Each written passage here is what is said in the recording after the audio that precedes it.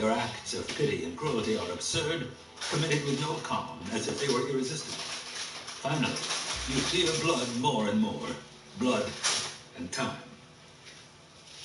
The second quote that opens this book is by Jakob Böhme. It is not to be thought that the life of darkness is sunk in misery and lost as if in sorrow. There is no sorrow, for sorrow is a thing that is swallowed up in death, and death and dying are the very life of the darkness. The third and final quote to open this book is taken from the Yuma Daily Sun, published on June 13th, 1982. Clark, who led last year's expedition to the far region of northern Ethiopia, and UC Berkeley colleague Tim D. White also said that a re-examination of a 300,000-year-old fossil skull found in the same region earlier shows evidence of having been scalped. And now, Blood Meridian. Chapter 1. Childhood in Tennessee, runs away, New Orleans, fights, is shot, to Galveston, Nacogdoches, the Reverend Green, Judge Holden, and Affray, Toadvine, burning at the hotel, escape.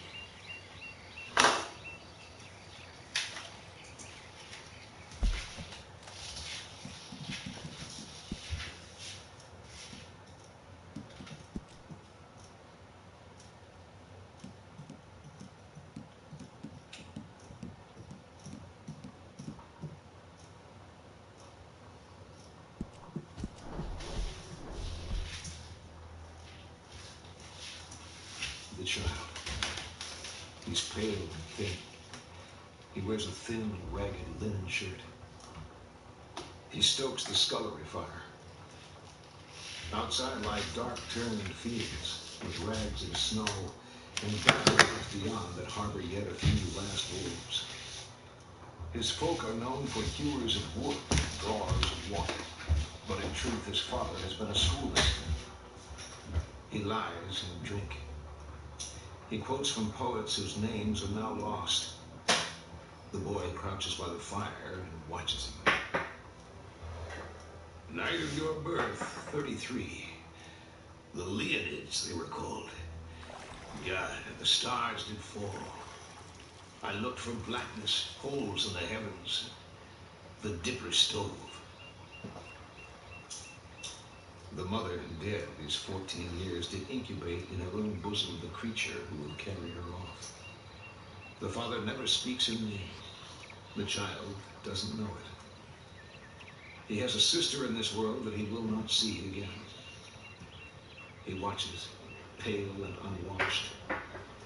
He can neither read nor write, and in him broods already a taste for mindless violence.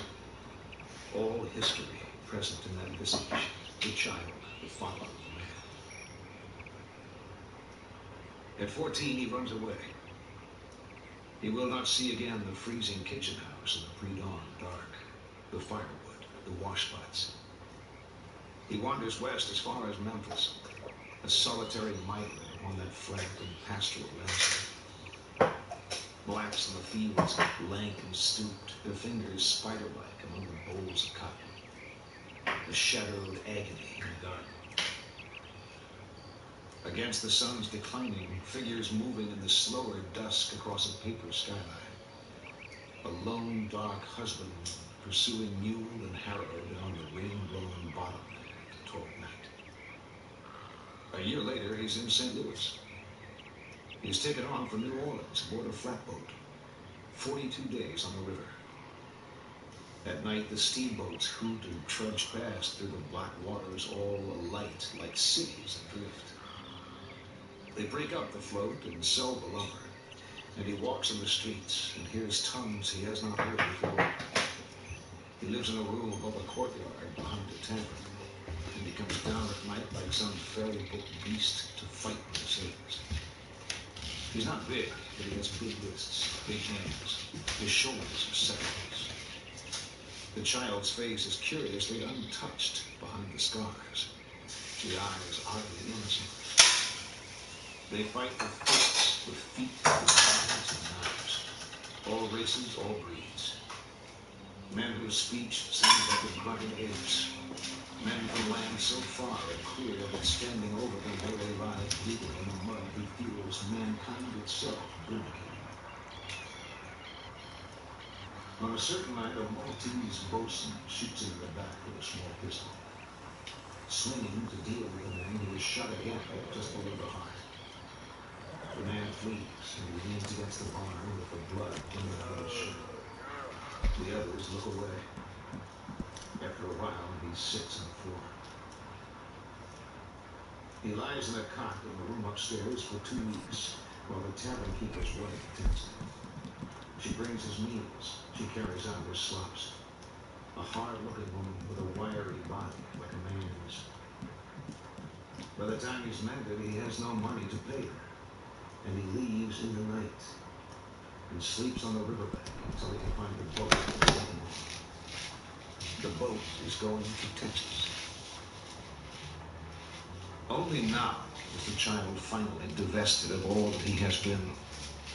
His origins have become remote, as is his destiny.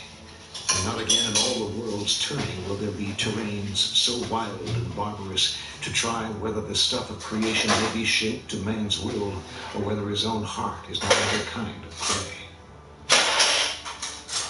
The passengers are a different lot.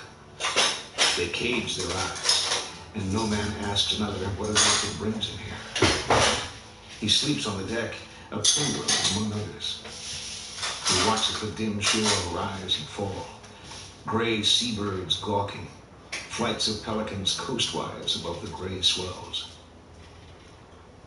They disembark aboard a lighter, settlers with their channels, all studying the low coastline, the thin bite of sand and scrub pine swimming in the haze. He walks through the narrow streets of the port. The air smells of salt and new sawn lumber. At night, horrors call to him from the dark, like souls in want. A week, and he's on the move again. A few dollars in his purse that he's earned, walking the sand roads of the southern night alone. His hands balled in the cotton pockets of his cheap coat. Even causeways across the marshland. Egrets in their rookeries, white as candles among the moss. The wind has a raw edge to it, and leaves lope by the roadside and skelter on in the night fields. He moves north through small settlements and farms, working for day wages and found. He sees a parasite hanged in a crossroads hamlet, and the man's friends run forward and pull his legs, and he hangs dead from his rope while urine darkens his trousers. He works in a sawmill. He works in a diphtheria pest house. He takes as pay from a farmer an aged mule, and to back this animal in the spring of the year 1849, he rides up through the latter-day Republic of Fredonia into the town of Nacogdoches.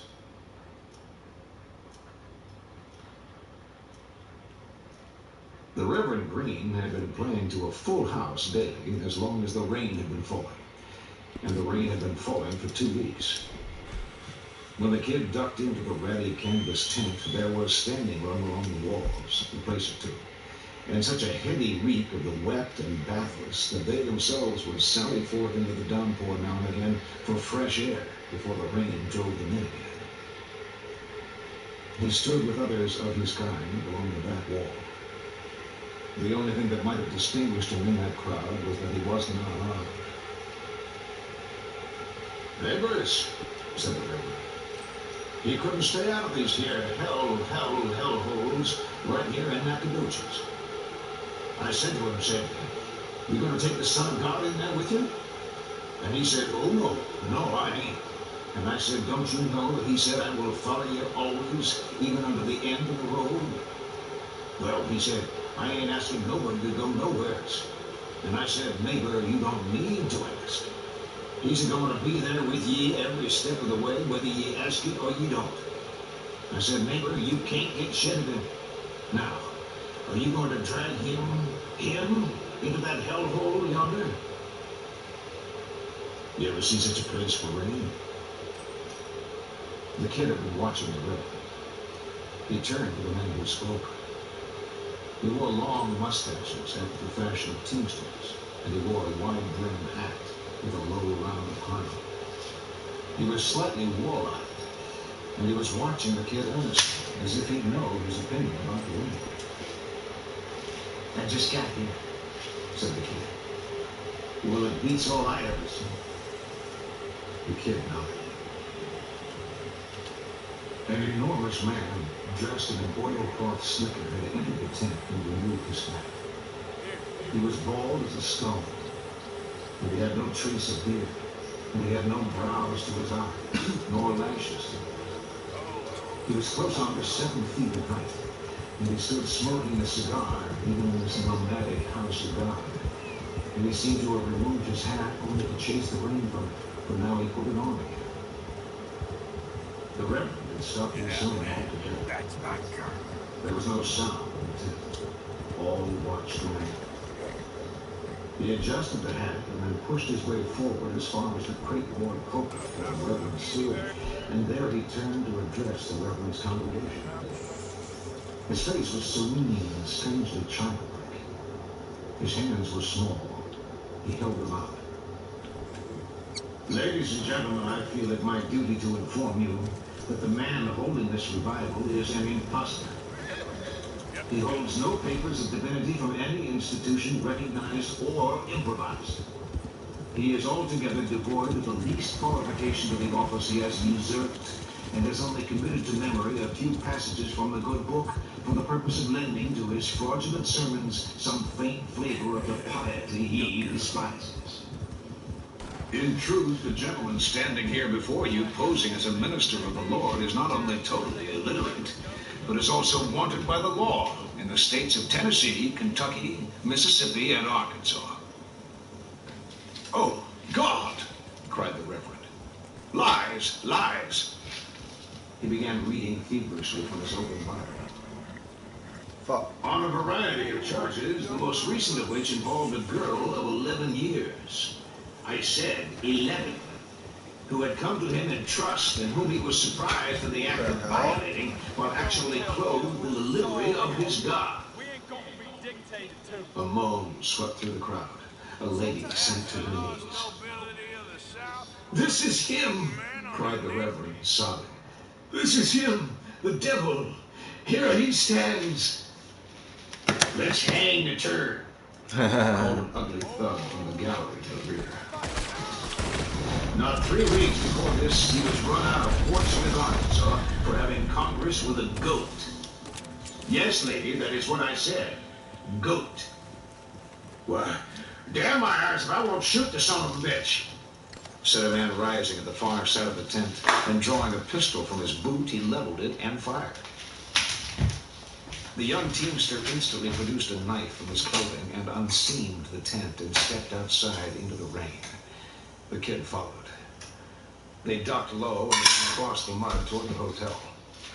Already, gunfire was general within the tent, and a dozen exits had been hacked through the canvas walls, and people were pouring out, women screaming, folk stumbling, folk trampled underfoot in the mud. The kid and his friend reached the hotel gallery and wiped the water from their eyes and turned to watch. As they did so, the tent began to sway and buckle, and like a huge and wounded Medusa, it slowly settled to the ground, trailing tattered canvas walls and ratty guy ropes over the ground. The bald-headed man was already at the bar when they entered. On the polished wood before him were 2 hats and a double handful of coins. He raised his glass, but not to them. They stood up to the bar and ordered whiskeys, and the kid laid his money down, but the barman pushed it back with his thumb and nodded. "These here's on the judge," he said. They drank. The teamster set his glass down and looked at the kid, or he seemed to. You couldn't be sure of his gaze. The kid looked down the bar to where the judge stood. The bar was that tall, not every man could even get his elbows up on it, but it came just to the judge's waist. and he stood with his hands placed flatwise on the wood, leaning slightly, as if about to give another address. By now, men were piling through the doorway, bleeding, covered in mud, cursing.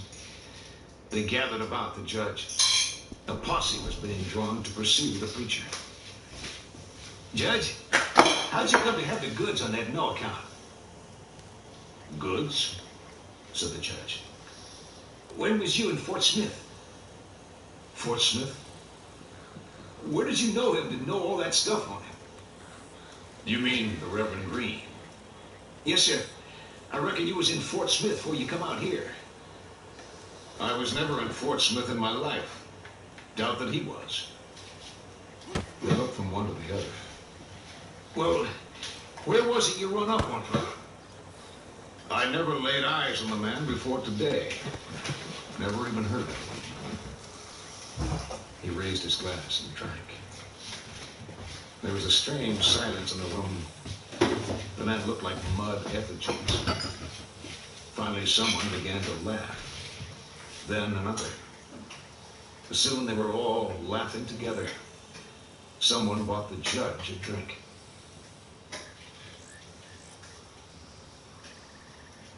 It had been raining for 16 days when he met Toadvine, and it was raining yet. He was still standing in the same saloon, and he had drunk up all his money and saved $2. The teamster had gone. The room was all but empty. The door stood open, and you could see the rain falling in the empty lot behind the hotel. He drained his glass and went out. There were boards laid across the mud, and he followed the paling band of doorlight down toward the backdoor Jake's at the bottom of the lot. Jake's. Another man was coming up from the Jake's, and they met halfway on the narrow planks. The man before him swayed slightly. His wet hat brim fell to his shoulders, save in the front where it was pinned back. He held the bottle loosely in one hand. "You better get out of my way," he said. The kid wasn't going to do that, and he saw no use in discussing it. He kicked the man in the jaw.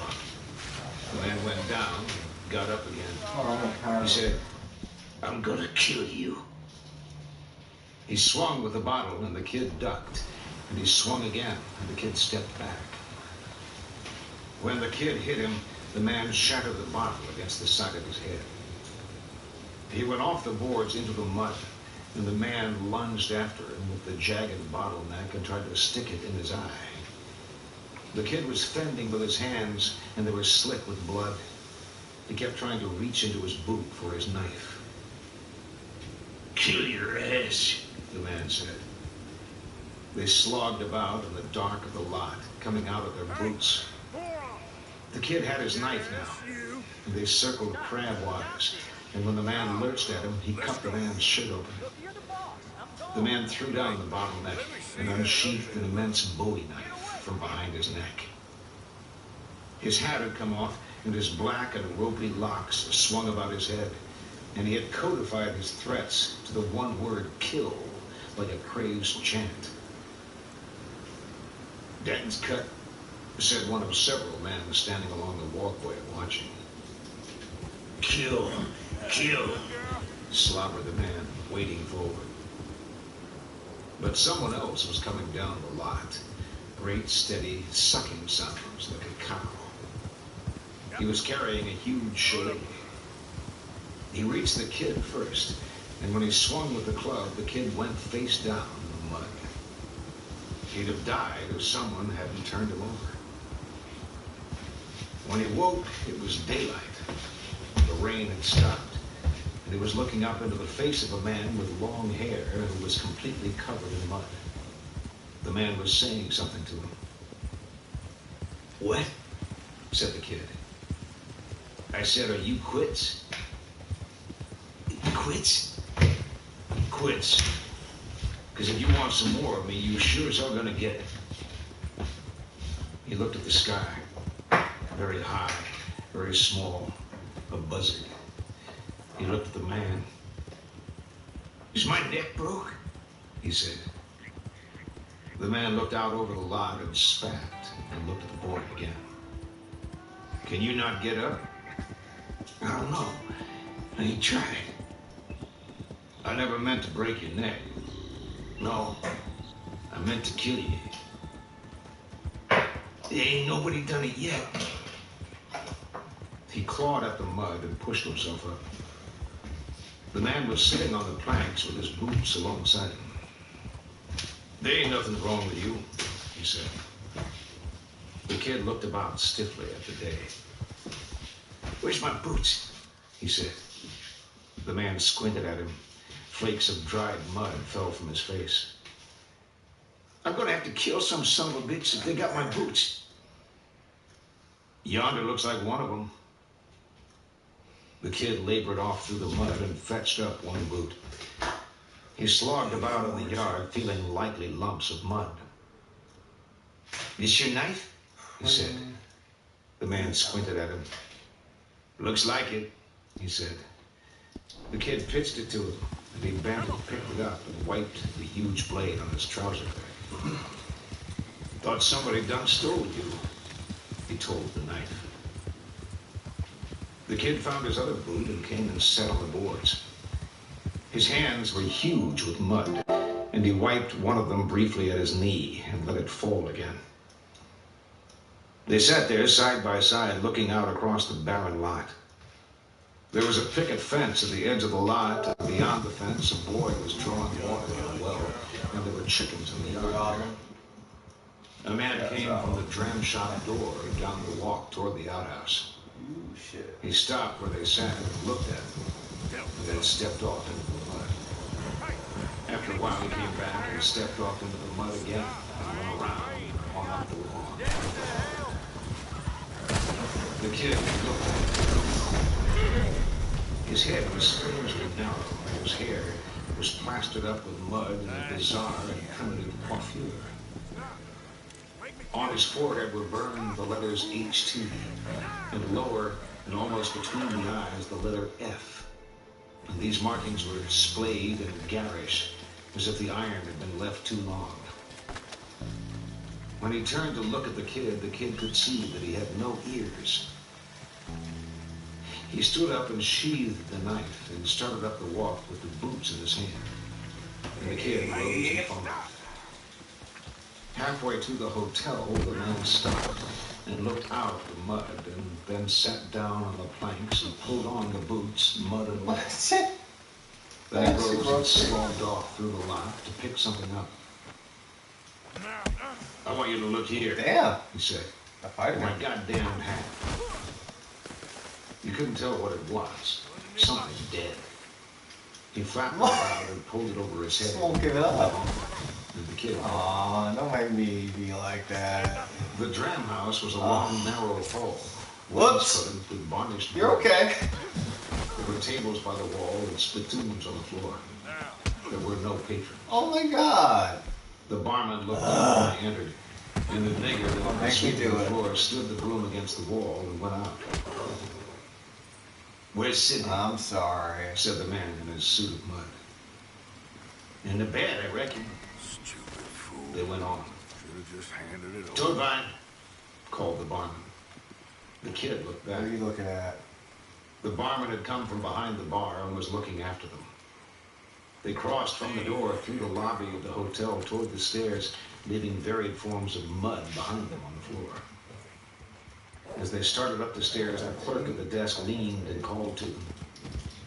Toadvine! He stopped and looked back. He'll shoot you. Old Sidney. Old Sidney. They went on up the stairs.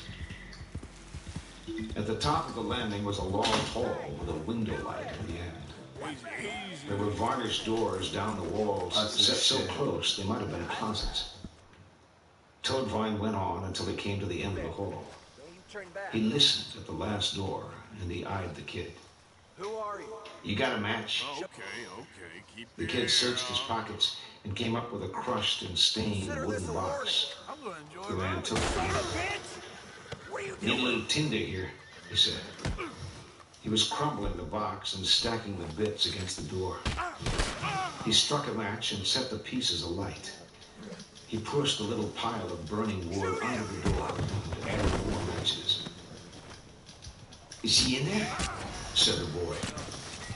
"That's what we're fixing to see." A dark curl of smoke rose, a blue flame of burning varnish. They squatted in the hallway and watched. There's more Thin than one. flames began to run up over the panels and dart back again. The watchers looked like forms excavated from a bog. "Tap on the door now," That's good. said Toadvine. The kid rose. Toadvine stood up and waited. They could hear the flames crackling inside the room. The kid tapped. And get stolen. "You better tap louder than that. This man drinks some." He balled his fist and lambasted the door about 5 times. "Hellfire," said a voice. "Here he comes." They waited. "You hot son of a bitch," said the voice. Then the knob turned and the door opened. He stood in his underwear, holding in one hand the towel he'd used to turn the doorknob with. When he saw them, he turned and started back into the room. But Toadvine seized him about the neck and rode him to the floor and held him by the hair and began to pry out an eyeball with his thumb. The man grabbed his wrist and bit it. "Kick his mouth in," called Toadvine. "Kick it." The kid stepped past him into the room and turned and kicked the man in the face.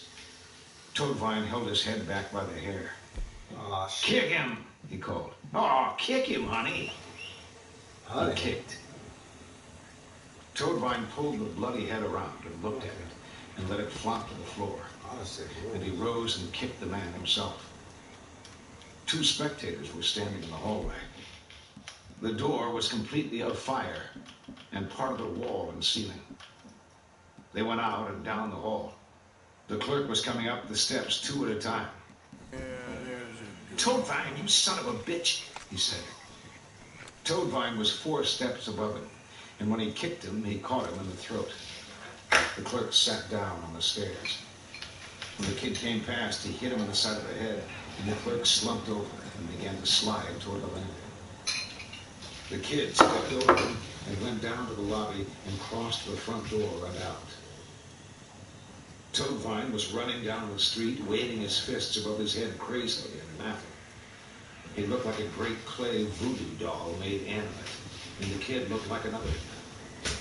Behind them, flames were licking at the top corner of the hotel, and clouds of dark smoke rose into the warm Texas morning. He'd left the mule with a Mexican family that boarded animals at the edge of town, and he arrived there wild-looking and out of breath. The woman opened the door and looked at him. "Need to get my mule," he wheezed. She looked at him some more. Then she called toward the back of the house. He walked around. There were horses tethered in the lot, and there was a flatbed wagon against the fence with some turkeys sitting on the edge looking out. The old lady had come to the back door. "Nito," she called. "Venga! Hay un caballero aquí. Venga!" He went down the shed of the tack room and got his wretched saddle and his blanket roll and brought them back. He found the mule and unstalled it and righted it with a rawhide hackamore and led it to the fence. He leaned against the animal with his shoulder and got the saddle. I got you. And got it cinched. The mule started and shining and running its head along the fence. He led it across the lot. The mule kept shaking its head sideways as if it had something in its ear. He led it out to the road. As he passed the house, the woman came padding out after him. When she saw him put his foot in the stirrup, she began to run. He swung up into the broken saddle and chucked the mule forward. She stopped Whoa, at the gate. whoa, whoa, whoa, whoa, whoa. He didn't. When he passed back through the town, the hotel was burning, and men were standing around watching him, some holding empty buckets. A few men sat horseback watching the flames, and one of these was the judge. As the kid rode past, the judge turned and watched him. He turned the horse as if he'd have the animal watch too. When the kid looked looked back, the judge smiled. The kid touched up the mule, and they went sucking out past the old stone fort along the road west.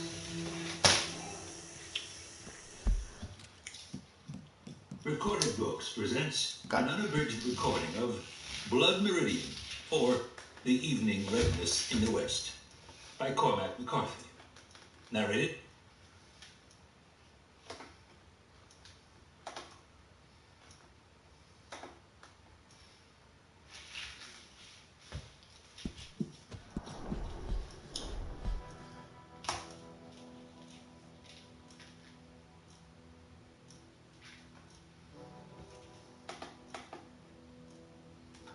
And they arrived there wild-looking and out of breath. The woman opened the door and looked at him. "Need to get my mule," he wheezed. She looked at him some more. Then she called toward the back of the house. He walked around.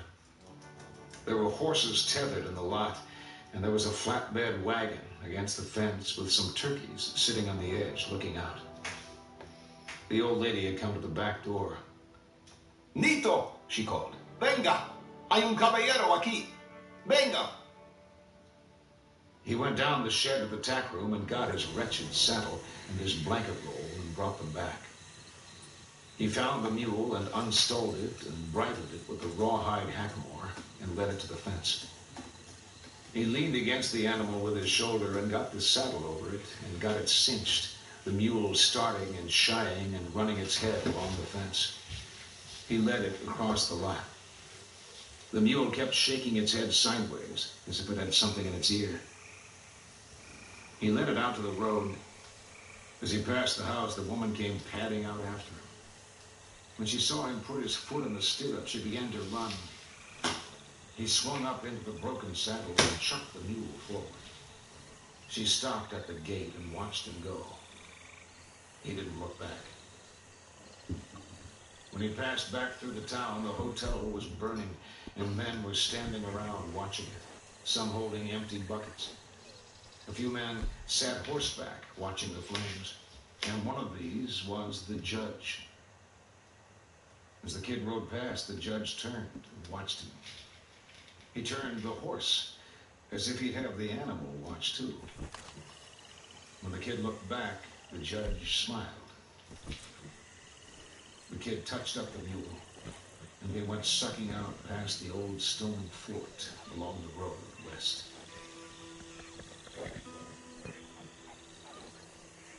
Recorded Books presents an unabridged recording of Blood Meridian, or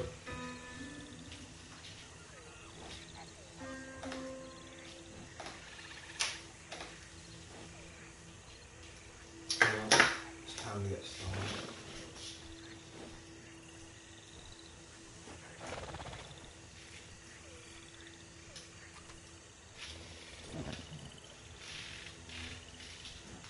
Laughing.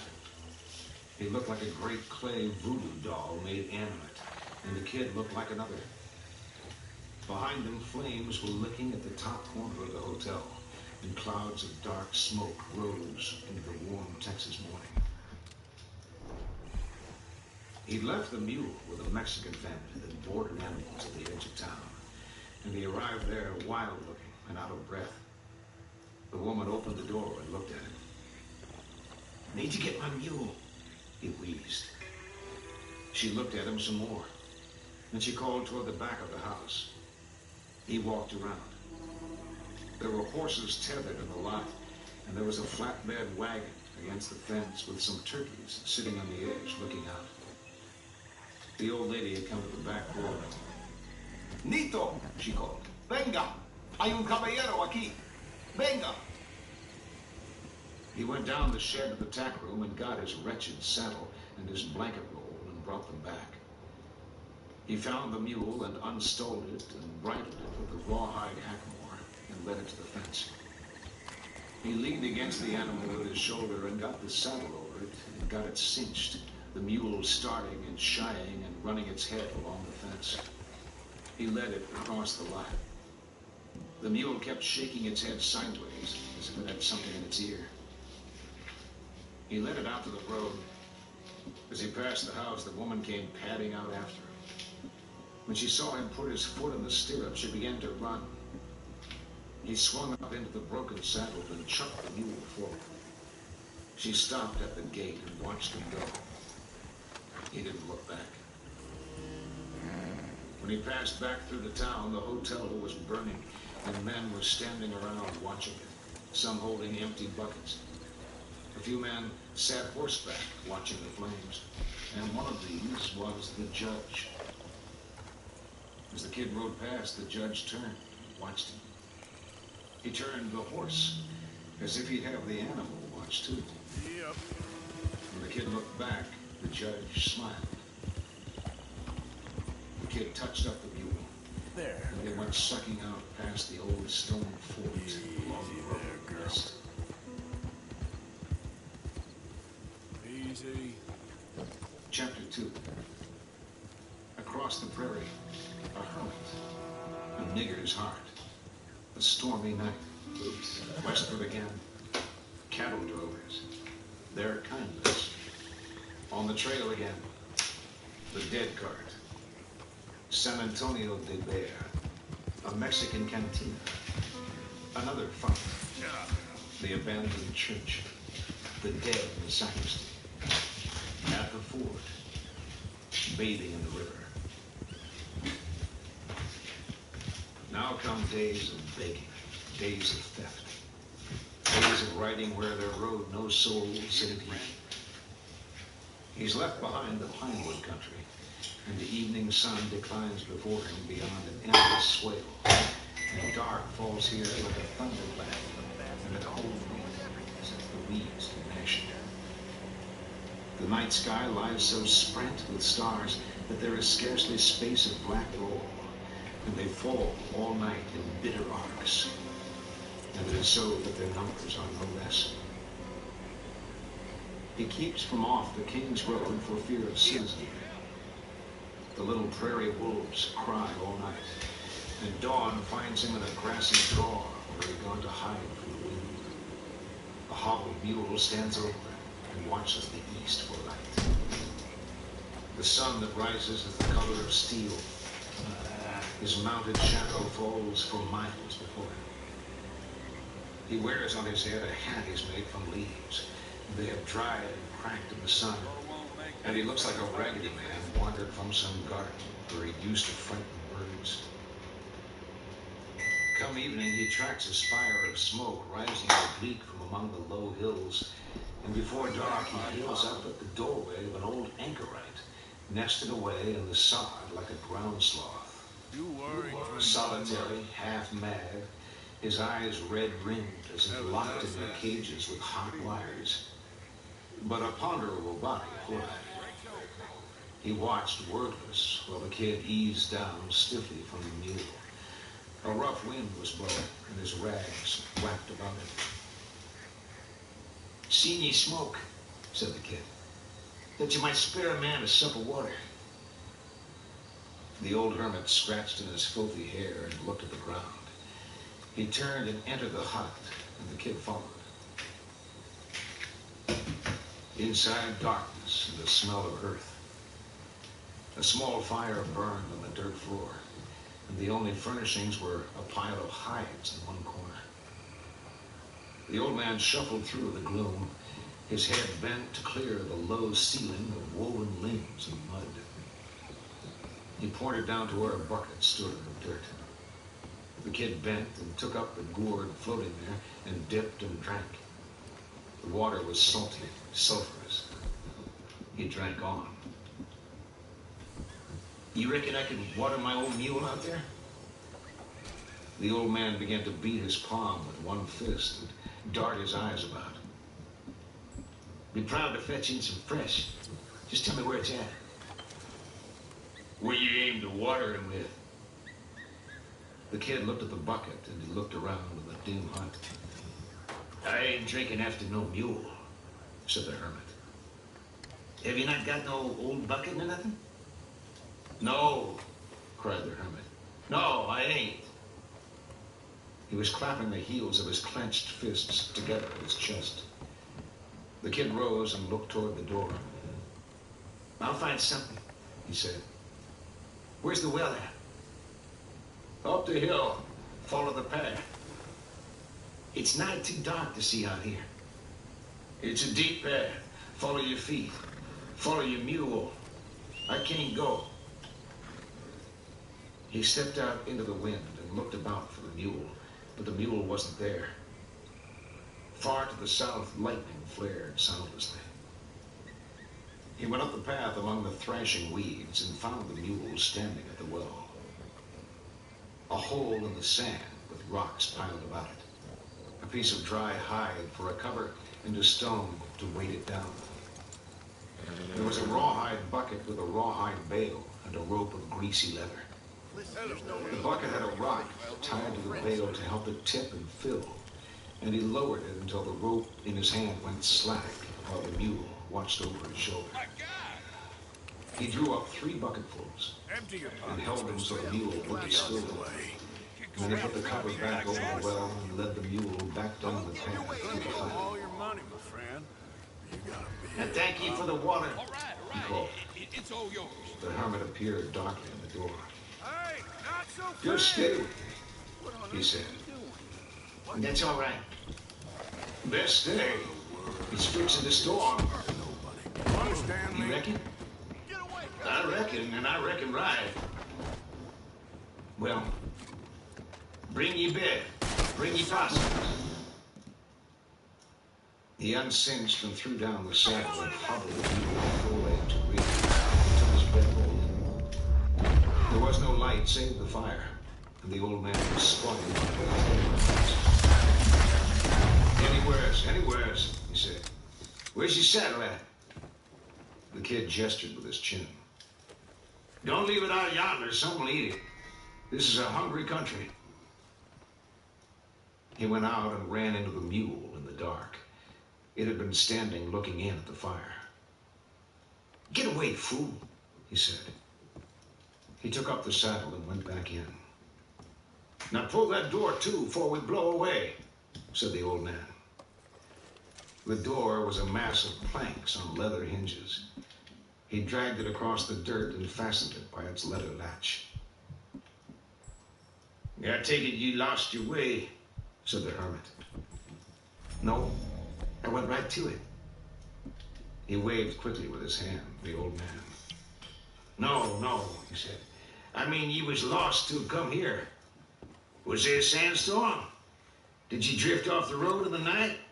Did thieves beset you? The kid pondered this.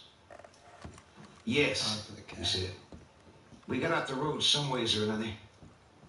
No, you did. How long have you been out here? Out where? The kid was sitting on his blanket roll across the fire from the old man. Here, he said, in this place. The old man didn't answer. He turned his head suddenly aside and seized his nose between his thumb and forefinger and blew twin strings of snot on the floor. He wiped his fingers on the seam of his jeans. I come from Mississippi. I was a slaver. Don't care to tell you. Made good money. I never did get caught. Just got sick of it. Sick of niggers. Wait till I show you something. He turned and rummaged among the hides and handed through the flames a small dark thing. Handed through the flames a sick of niggers.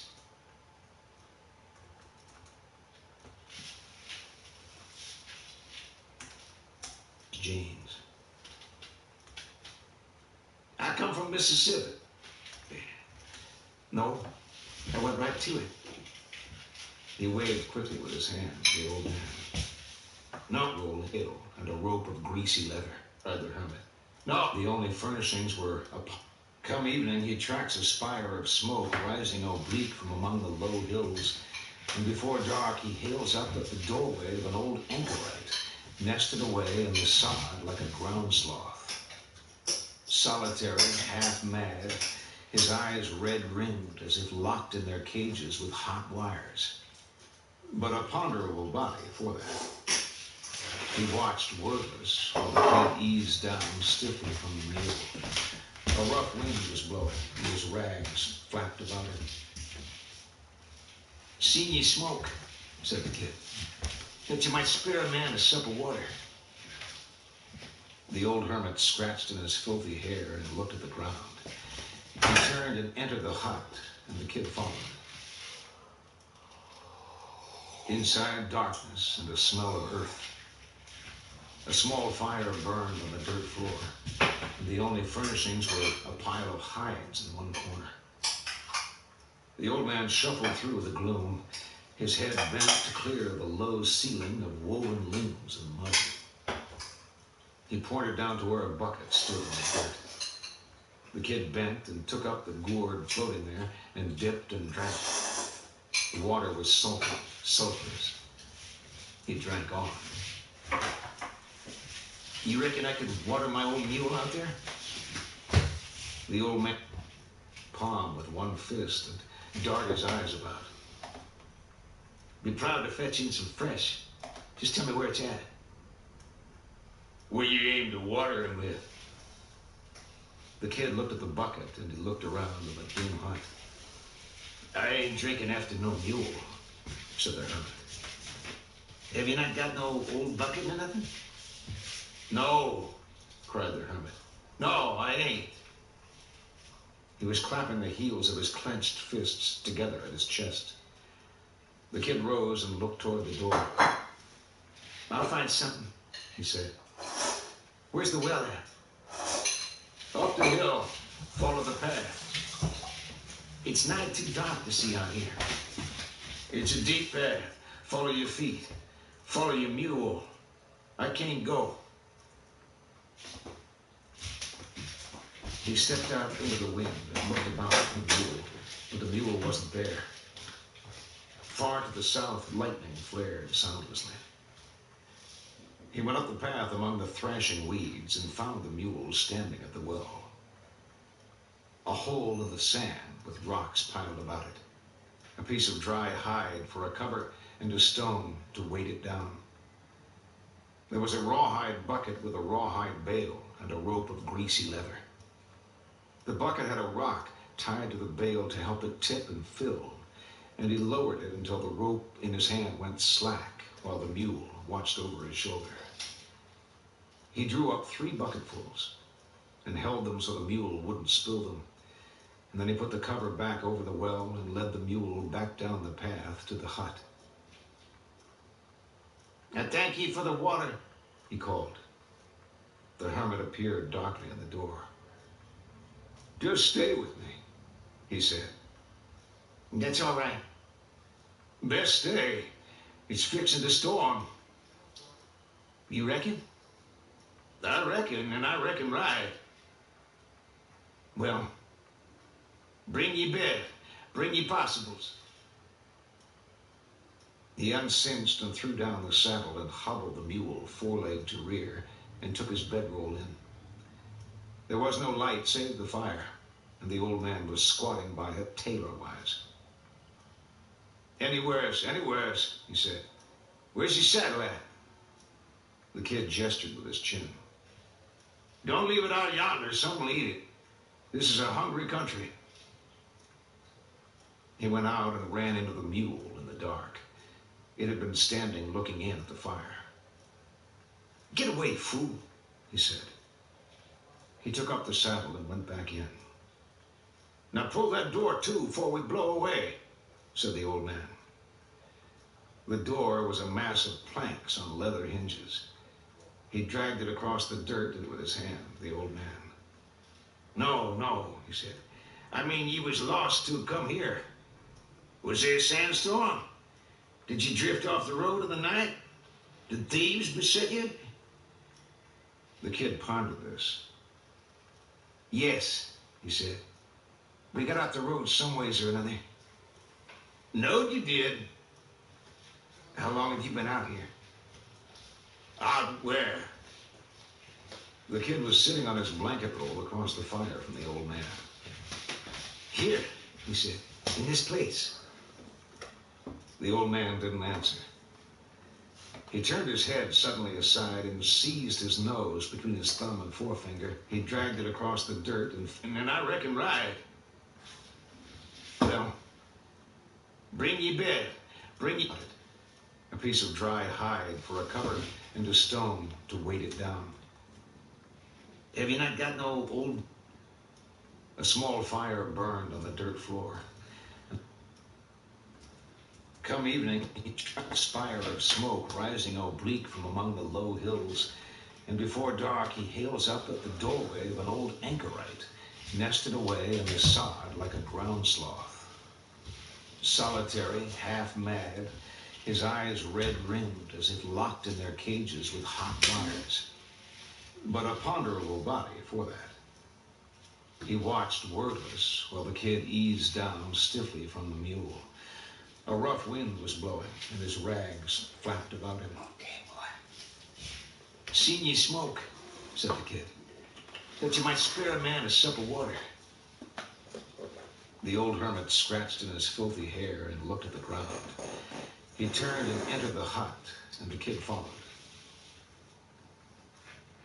Inside, darkness and a smell of earth. A small fire burned on the dirt floor, and the only furnishings were a pile of hides in one corner. The old man shuffled through the gloom, his head bent to clear of a low ceiling of woven limbs and mud. He pointed down to where a bucket stood in the dirt. The kid bent and took up the gourd floating there and dipped and drank. The water was salty, sulphurous. He drank on. You reckon I could water my old mule out there? The old man began to beat his palm with one fist and dart his eyes about. Be proud to fetch in some fresh. Just tell me where it's at. Where you aim to water him with. The kid looked at the bucket and he looked around in the dim hut. I ain't drinking after no mule, said the hermit. Have you not got no old bucket or nothing? No, cried the hermit. No, I ain't. He was clapping the heels of his clenched fists together at his chest. The kid rose and looked toward the door. I'll find something, he said. Where's the well at? Up the hill. Follow the path. It's not too dark to see out here. It's a deep path. Follow your feet. Follow your mule. I can't go. He stepped out into the wind and looked about for the mule, but the mule wasn't there. Far to the south, lightning flared soundlessly. He went up the path among the thrashing weeds and found the mule standing at the well. A hole in the sand with rocks piled about it. A piece of dry hide for a cover and a stone to weight it down. There was a rawhide bucket with a rawhide bale and a rope of greasy leather. The bucket had a rock tied to the bale to help it tip and fill, and he lowered it until the rope in his hand went slack while the mule watched over his shoulder. He drew up 3 bucketfuls and held them so the mule wouldn't spill them. And then he put the cover back over the well and led the mule back down the path to the hut. I thank ye for the water. I thank ye for the water, he called. The hermit appeared darkly in the door. Just stay with me, he said. That's all right. Best stay. It's fixing to storm. You reckon? I reckon, and I reckon right. Well, bring ye bed. Bring ye possibles. He uncinched and threw down the saddle and hobbled the mule foreleg to rear and took his bedroll in. There was no light save the fire, and the old man was squatting by it tailor-wise. Anywheres, he said. Where's your saddle at? The kid gestured with his chin. Don't leave it out yonder. Some will eat it. This is a hungry country. He went out and ran into the mule in the dark. It had been standing looking in at the fire.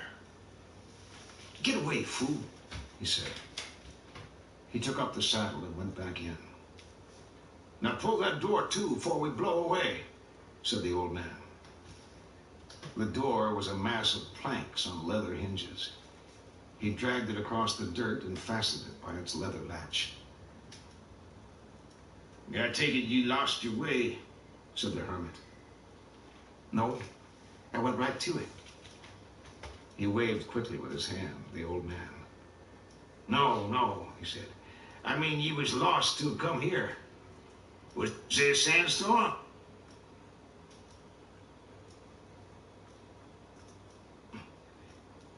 Did you drift off the road in the night? Did thieves beset you? The kid pondered this. Yes, he said. We got off the road some ways or another. No, you did. How long have you been out here? Out where? The kid was sitting on his blanket roll across the fire from the old man. Here, he said, in this place. The old man didn't answer. He turned his head suddenly aside and seized his nose between his thumb and forefinger and blew twin strings of snot onto the floor. Nobody came? And wiped his fingers on the seam of his jeans. I come from Mississippi. I was a slaver. Don't care to tell it. Made good money. I never did get caught. Just got sick of it. Sick of niggers. Wait till I show you something.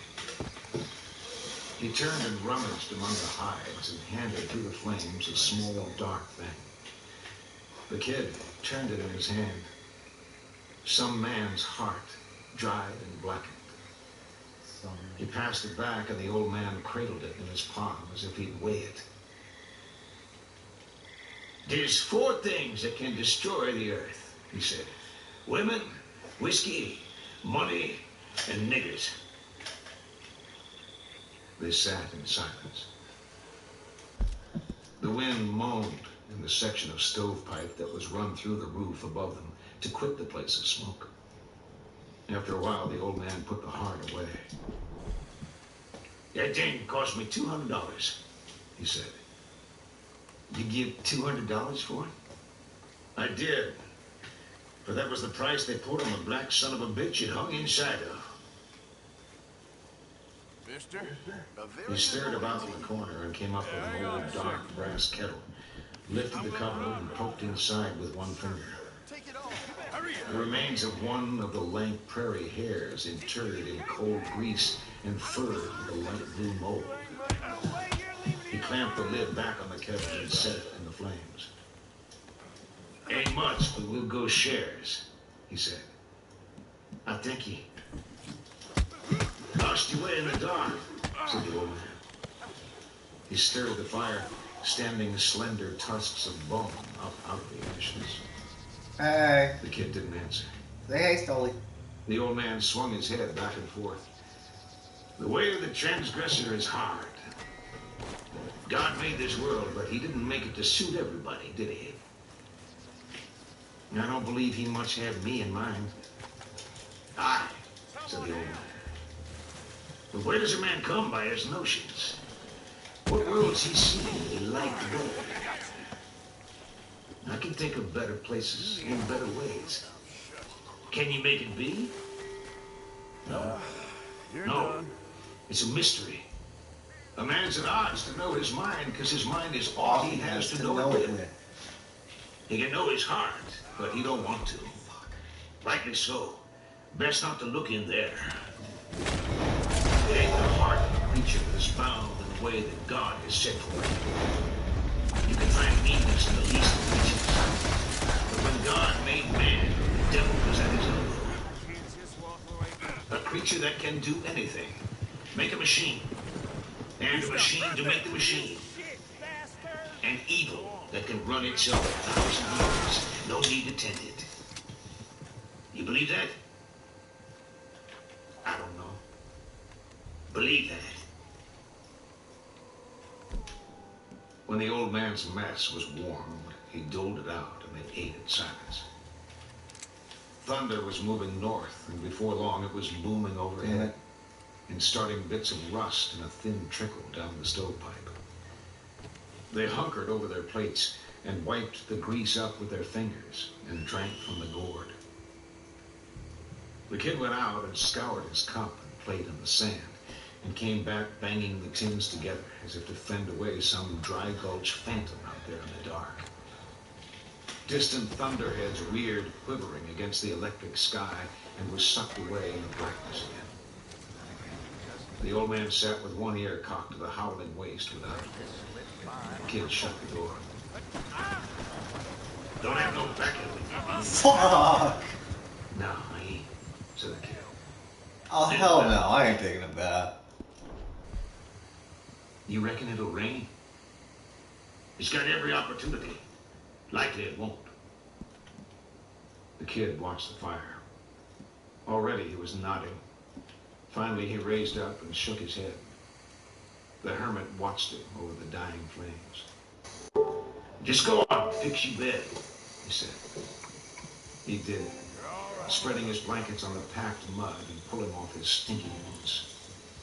The flue pipe moaned, and he heard the mule stamp and snuffle outside, and in his sleep he struggled and muttered like a dreaming dog. He woke sometime in the night with the hut in almost total darkness, and the hermit bent over and all but in his bed. What do you want? He said. But the hermit crawled away, and in the morning when he woke, the hut was empty.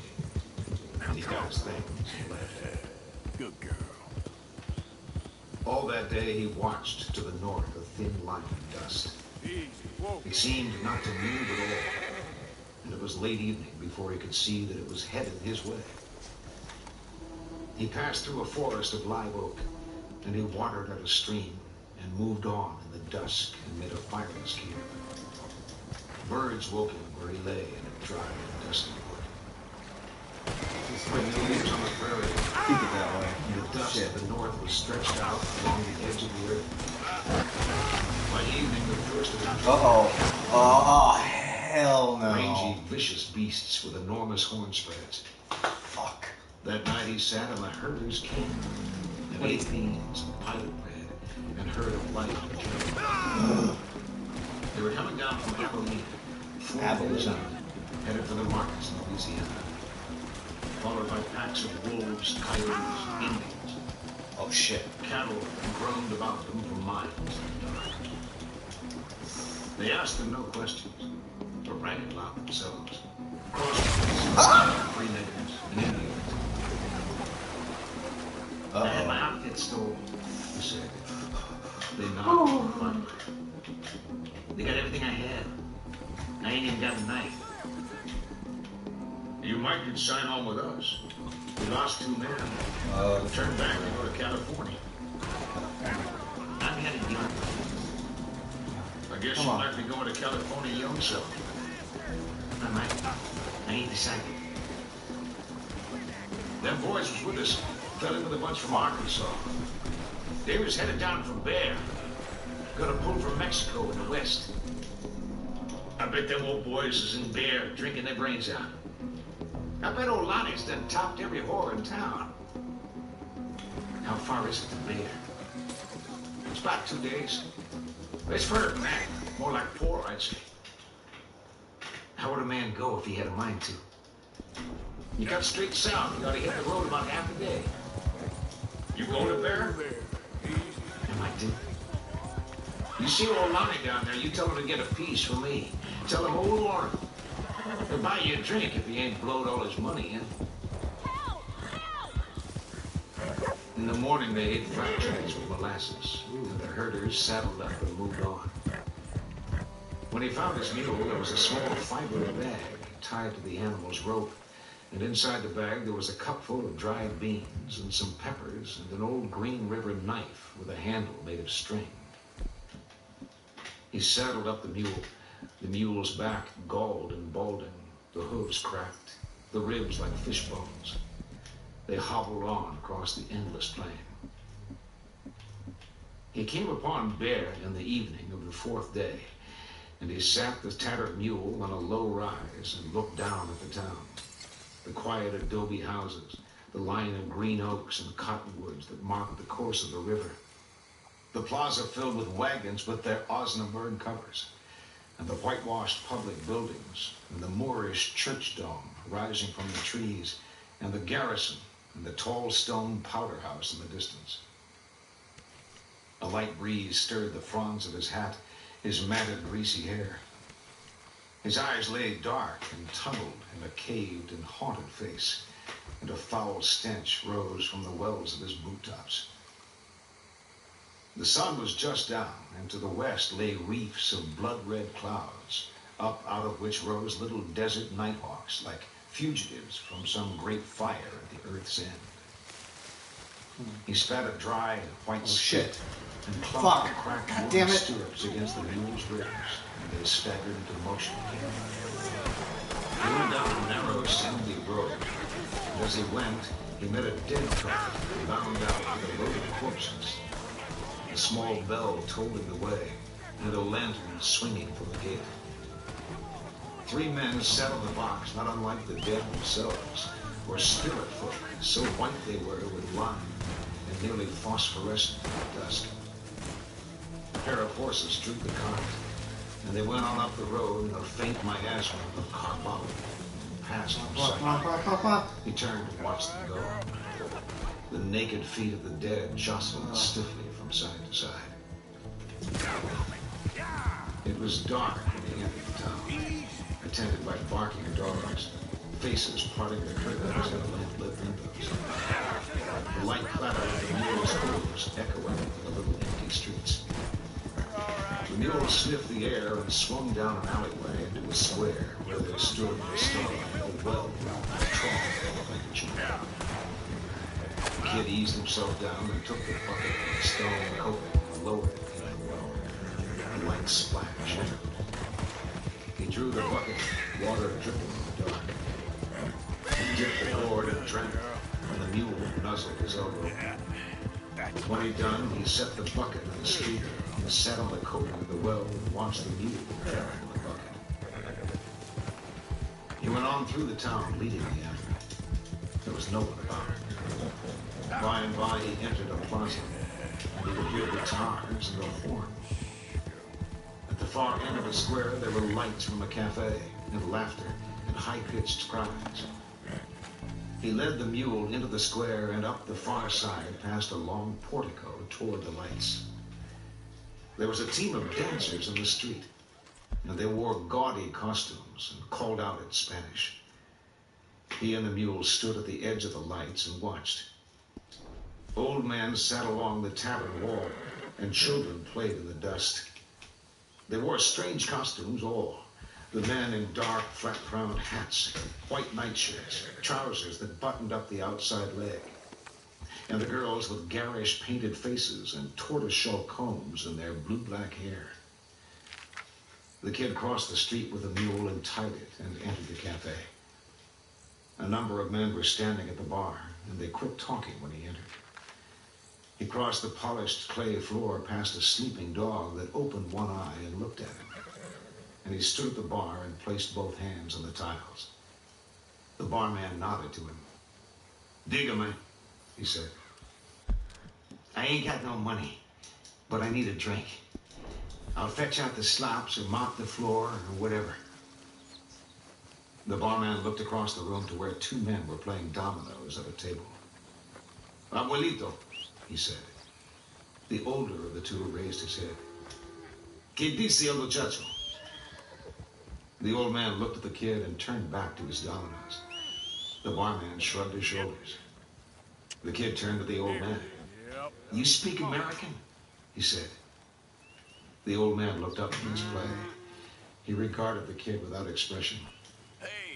"Tell him I'll work for a drink. I ain't got no money."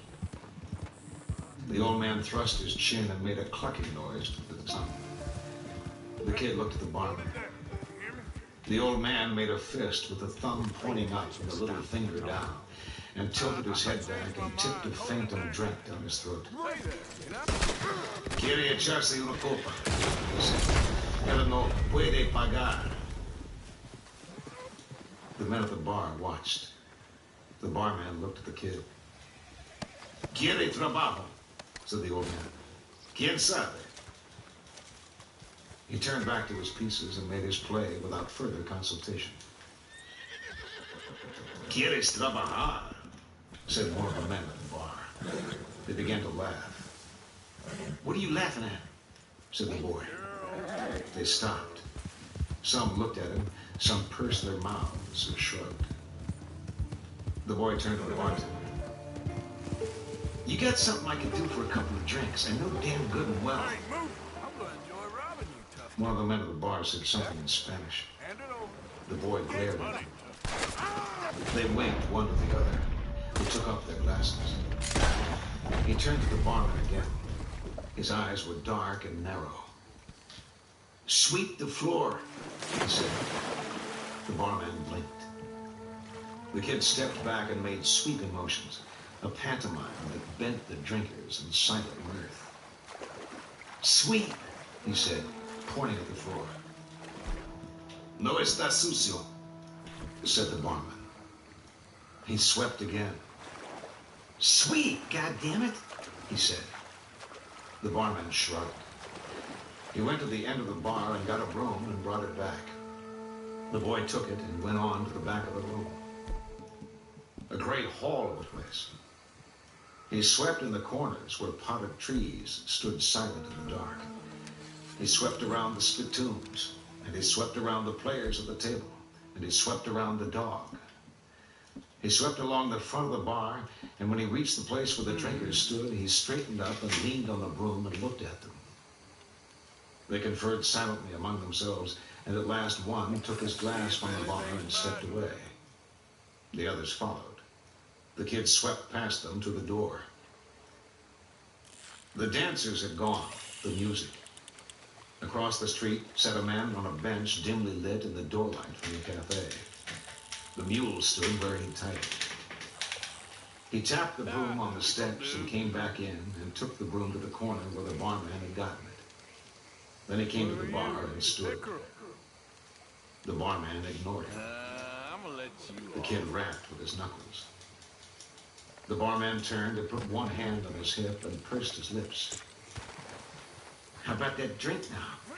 said the kid. The barman stood.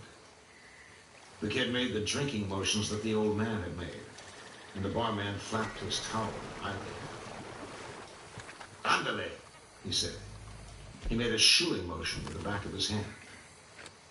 The kid's face clouded. "You son of a bitch," he said. He started down the bar. The barman's expression didn't change. He brought up from under the bar an old-fashioned military pistol with a flintlock and shoved back the cock with the heel of his hand. Oh, hell no. A great wooden clicking in the sides, a clicking of glasses all What? down the Witness bar. where? Then the scuffling of chairs pushed back by the players of the wall. The kid froze.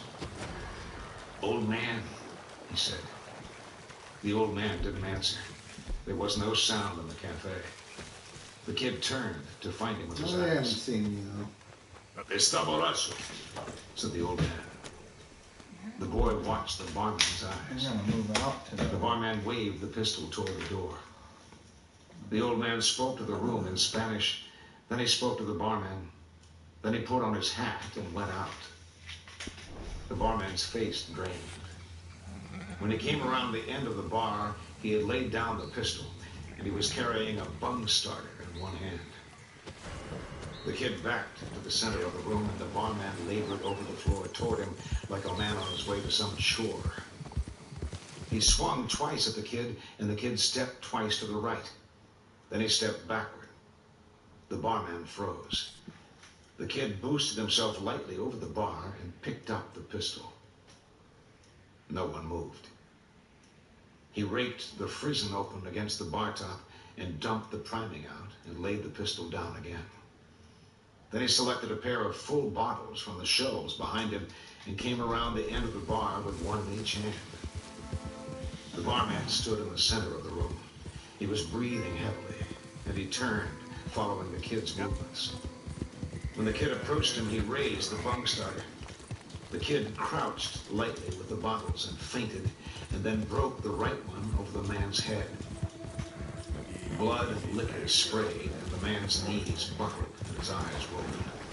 Come on. The kid had already let go of the bottleneck, and he pitched the second bottle into his right hand in the road agent's pass before it even reached the floor.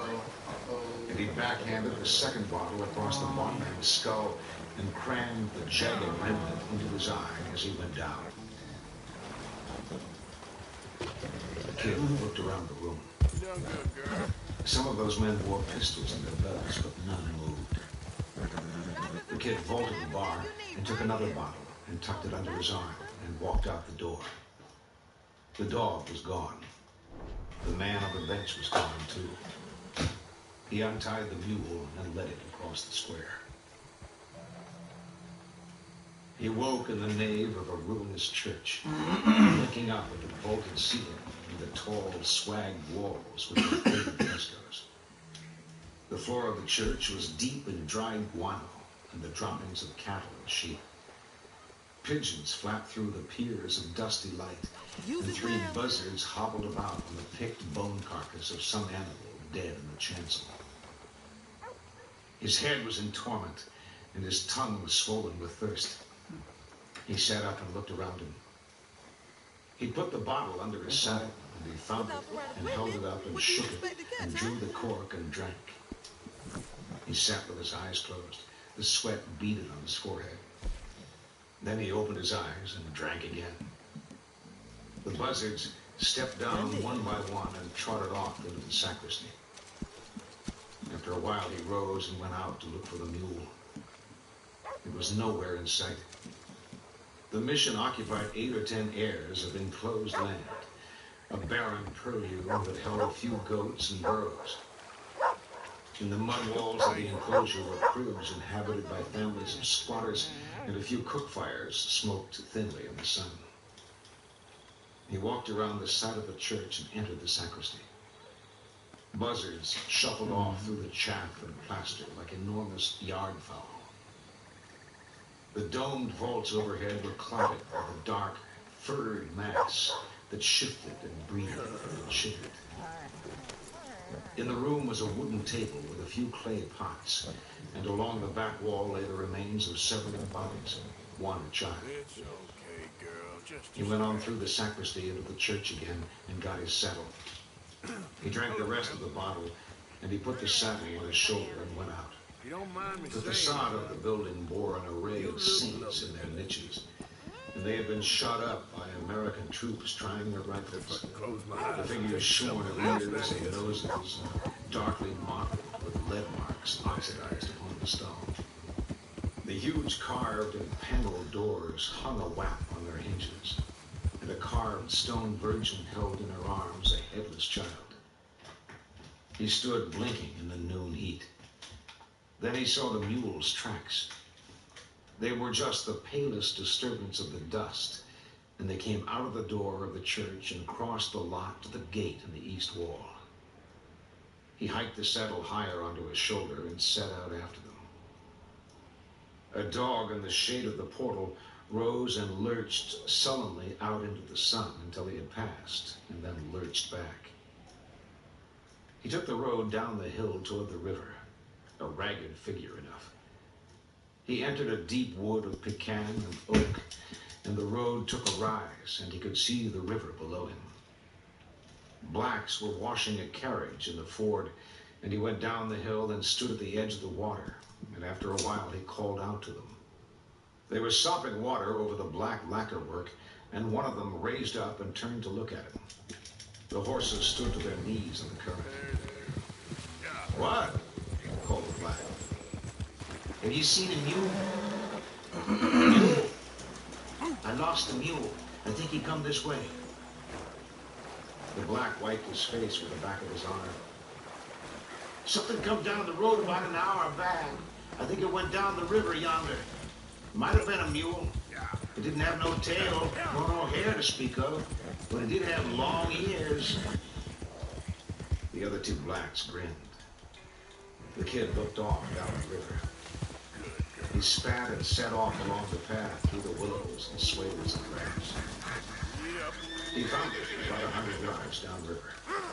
It was wet to its belly, and it looked up at him and then lowered its head again into the lush river grass. He threw down the saddle and took up a trailing rope and tied the animal to a limb and kicked it half-heartedly. It shifted slightly to the side and continued to graze. He reached atop his head, but he had lost the crazy hat somewhere. He made his way down through the trees and stood looking at the cold and swirling waters. Then he waded out into the river like some holy and wretched baptismal candidate.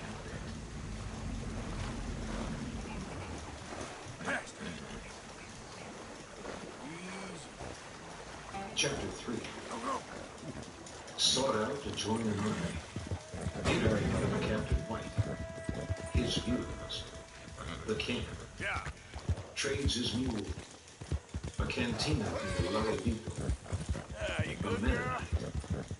Companion killed. He was lying naked under the trees, with his rags spread across the limbs above him, when another rider going down the river reined up and stopped. He turned his head. Through the willows he could see the legs of the horse. He rolled over on his stomach. The man got down and stood beside the horse. He reached and got his twine-handled knife. You're in a bad way. "Howdy there," said the rider. He didn't answer. He moved to the side to see better through the branches. "Howdy there. Where you at? What do you want?" My arm. "Wanted to talk to you." My arm's on fire. "What about it?" Whining, you're alive, ain't "Well, you? fire, come on out. I'm Wyatt and Christian." I don't feel right. The kid was reaching up through the willows trying to get his breeches. The belt was hanging down, and he tugged at it, but the You look breeches were half hung cute. on a limb. Oh, well, I guess you've done "Goddamn," before. said the man. "You ain't up in the tree, are you? Mocking me? Why don't you go on and leave me the hell alone? Just wanted to talk to you. Didn't intend to get you all riled up. You done got me riled. Was you the fella knocked in that mixer's head yesterday evening? I ain't the law. Who wants to know? Captain White. He wants to sign that fella up to join the army." "The army?" "Yes, sir." "What army?" "Company under Captain White. We're going to whip up on the Mexicans." Yeah. "The war's over." "He says it ain't over." "Where are you at?" He rose and hauled the breeches down from where he'd hung them and pulled them on. He pulled on his boots, put the knife in the right bootleg, came out from the willows pulling on his shirt. The man was sitting in the grass with his legs closed.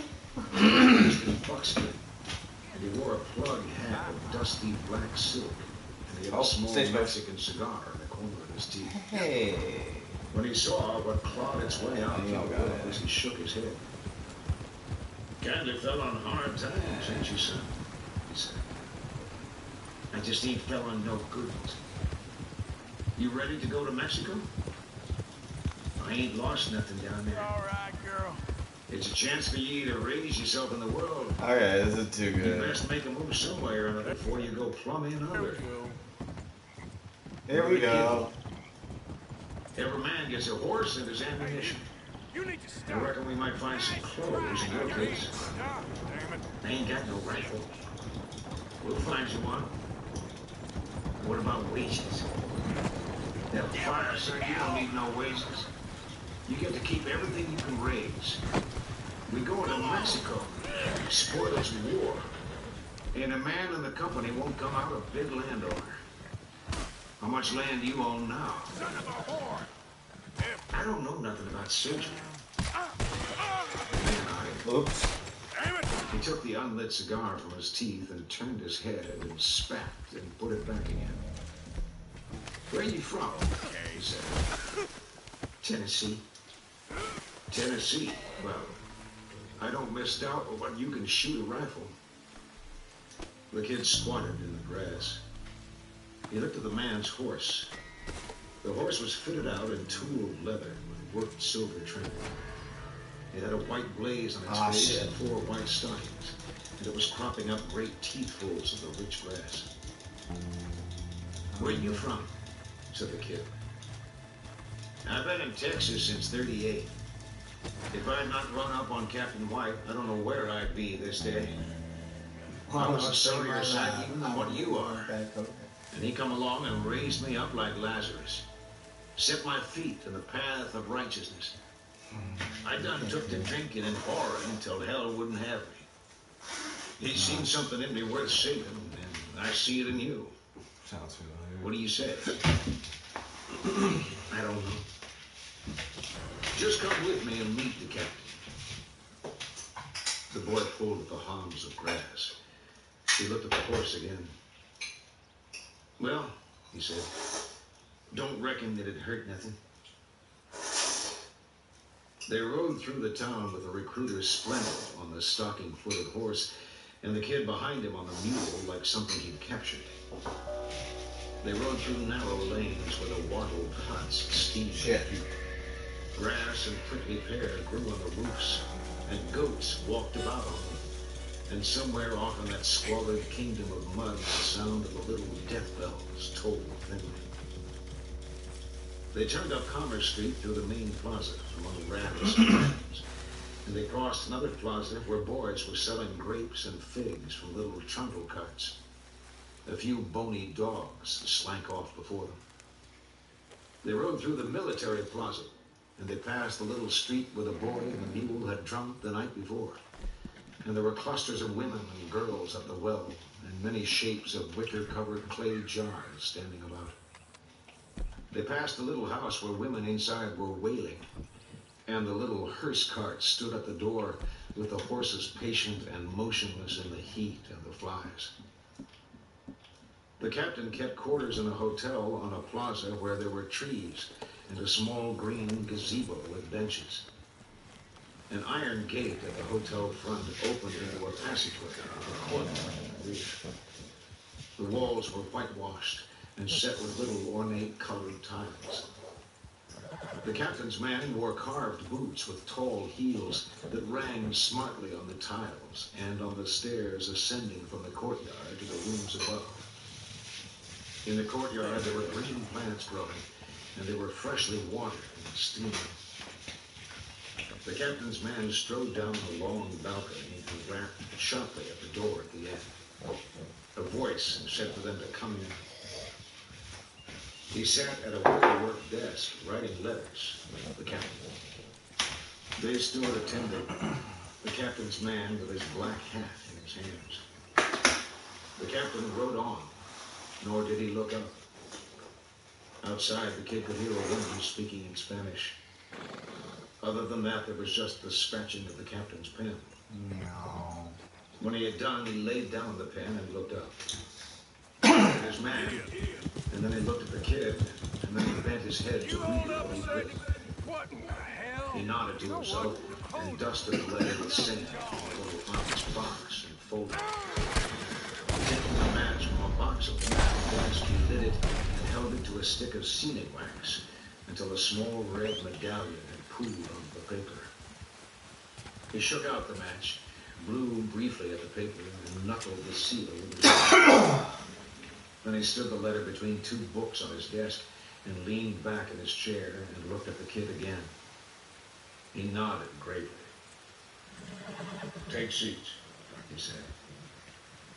They eased themselves into a kind of settle made from some dark wood. The captain's man had a large revolver at his belt, and as he sat, he hitched the belt around so that the piece lay cradled between his thighs. He put his hand on it and leaned back.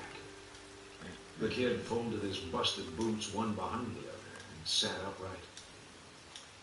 The captain pushed his chair back and rose and came around to the front of the desk.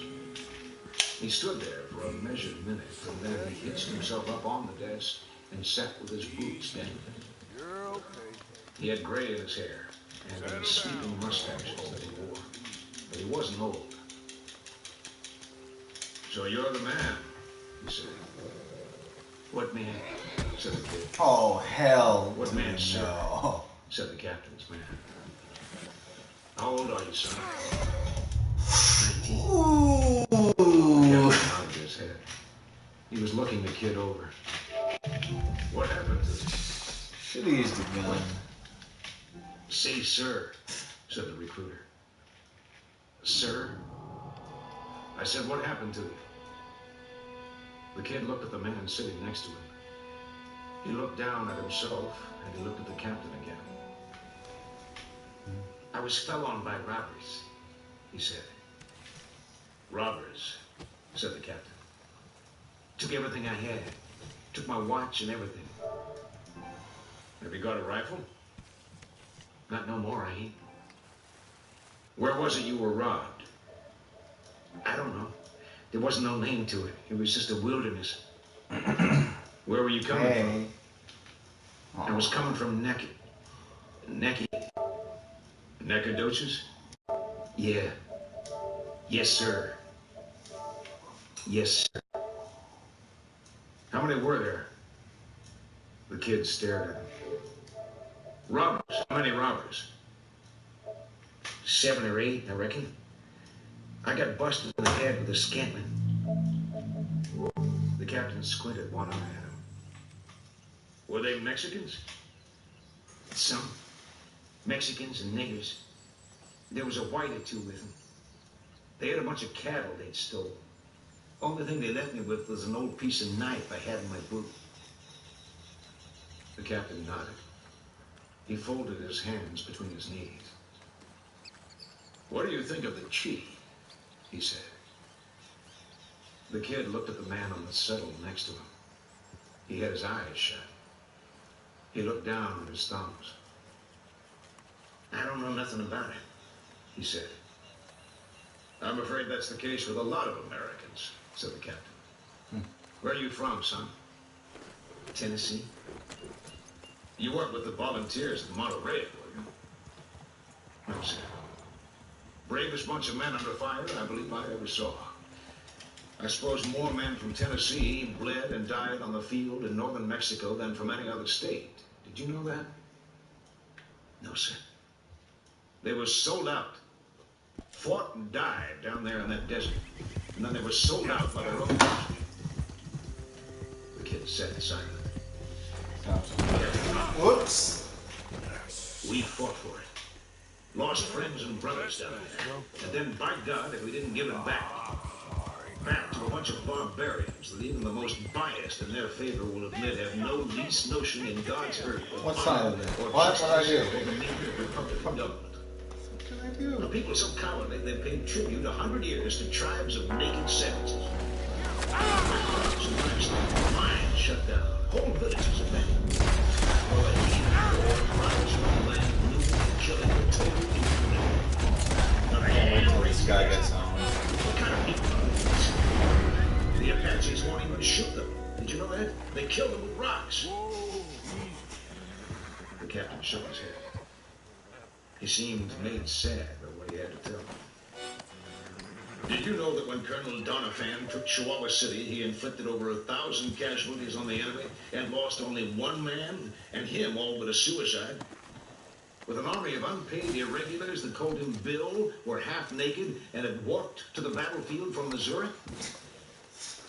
No, sir. The captain leaned back and folded his arms. What we are dealing with, he said, is a race of degenerates. A mongrel race, little better than niggers, and maybe no better. There is no government in Mexico. Hell, there's no God in Mexico. Never will be. We are dealing with a people manifestly incapable of governing themselves. And you know what happens with people who cannot govern themselves? That's right. Others come in to govern for them. There are already some 14,000 French colonists in the state of Sonora. They're being given free land to settle. They're being given tools and livestock. Enlightened Mexicans encourage this. Paredes is already calling for secession from the Mexican government. They'd rather be ruled by toad eaters than thieves and imbeciles. Colonel Carrasco is asking for American intervention. And he's going to get it. What did I do? Right now, they're forming in Washington a commission to come out here and draw up the boundary lines between our country and Mexico. I don't think there's any question that ultimately Sonora will become a United States territory. Yeah, right. Guayama's a U.S. port. America Americans will be able to get to California Oh, what the without having to pass through our benighted sister. Our citizens will be protected at last from the notorious packs of cutthroats presently infesting the routes which they are obliged to travel. The captain was watching the kid. The kid looked uneasy. Son, said the captain, we are to be the instruments of liberation in a dark and troubled land. That's right. We are to spearhead the drive. We have the tacit support of Governor Burnett of California. He leaned forward and placed his hands on his knees. And we will be the ones who will divide the spoils. There will be a section of land for every man in my company. Fine grassland, some of the finest in the world. A land rich in minerals, in gold and silver, I would say, beyond the wildest speculation. You're young, but I don't misread you. I'm seldom mistaken in a man. I think you mean to make your mark in this world. Am I wrong? No, sir. No. And I don't think you're the sort of chap to abandon a land that Americans fought and died for to a foreign power. And mark my word, unless Americans act, people like you and me who take their country seriously, while those mollycoddles in Washington sit on their hindsides, unless we act, Mexico, and I mean the whole of the country, will one day fly a European flag. Monroe Doctrine or no. The captain's voice had become soft and intense. He tilted his head to one side and regarded the kid with a sort of benevolence. The kid rubbed the palms of his hands on the knees of his filthy jeans. He glanced at the man beside him, but he seemed to be asleep. What about a saddle? He said. Saddle? Yes, sir. You don't have a saddle? No, sir. I thought you had a horse. A mule. I see. I got an old hull on the mule, but there ain't much left of it. Ain't a whole lot left of the mule. He said I was to get a horse and a rifle. Sergeant Tremble did? I never promised him no saddle, said the sergeant. We'll get you a saddle. I did tell him we might find him some clothes, Captain. Right. We may be irregulars, but we don't want to look like bobtails, do we? No, sir. We ain't got no more broke horses, neither, said the sergeant. Well, break one. That old boy that was so good about breaking them is out of commission. I know that. Get somebody else. Yes, sir. Maybe this man can break horses. You ever break horses? No, sir. Ain't no need to sir me. Yes, sir. Sergeant, said the captain, easing himself down from the desk. Yes, sir? Sign this man up. The camp was upriver at the edge of the town. A tent patched up from old wagon canvas, a few wickiups made of brush, and beyond them a corral in the form of a figure eight, likewise made from brush, where a few small painted ponies stood sulking in the sun. Corporal, called the sergeant. He ain't here. He dismounted and strode toward the tent and threw back the fly. The kid sat on a mule. 3 men were lying in the shade of a tree, and they studied him. Howdy, said one. Howdy. You a new man? I reckon. Captain say when we're leaving this pest hole? He never said. The sergeant came from the tent. Where's he at? He said. Gone to town.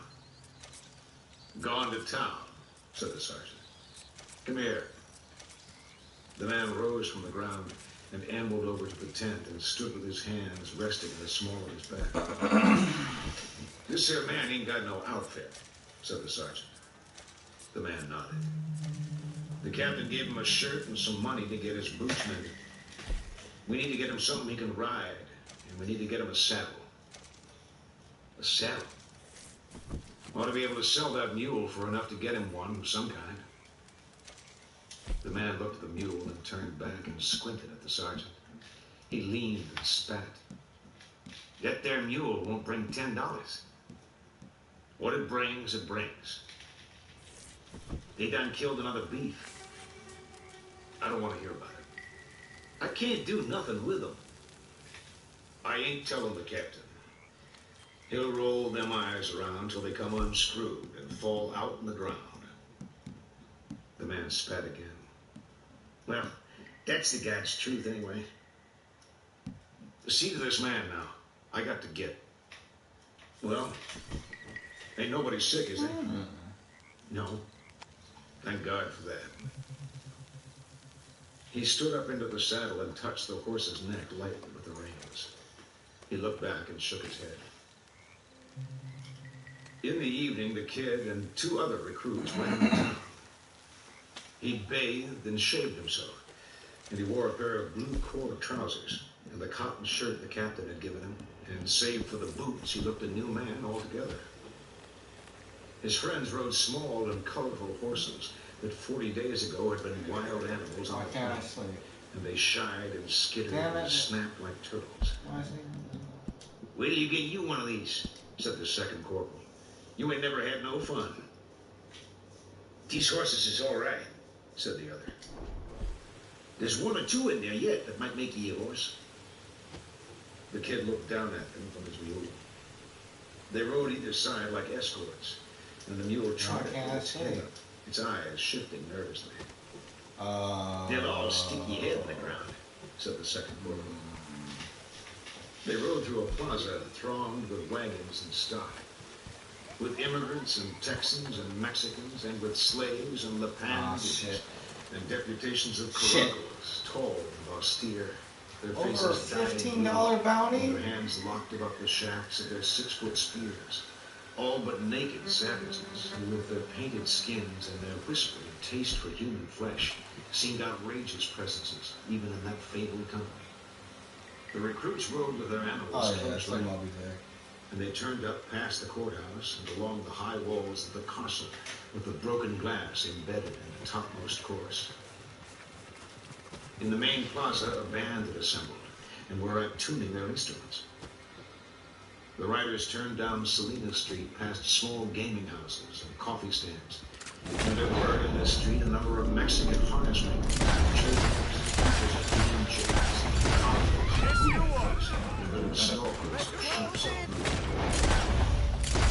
The second corporal was from Texas and spoke a little Spanish, and he meant to trade with the other one was from Missouri. They were in good spirits, scrubbed and combed, clean shirts all, each foreseeing a night of drink, perhaps of love. How many youths have come home cold and dead from just such nights and just such plans? They traded the mule, accoutered as it was, for a Texas stock saddle, bare tree with rawhide cover, not new, but sound.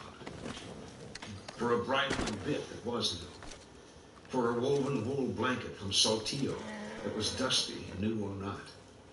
And lastly, for a $2.50 gold piece.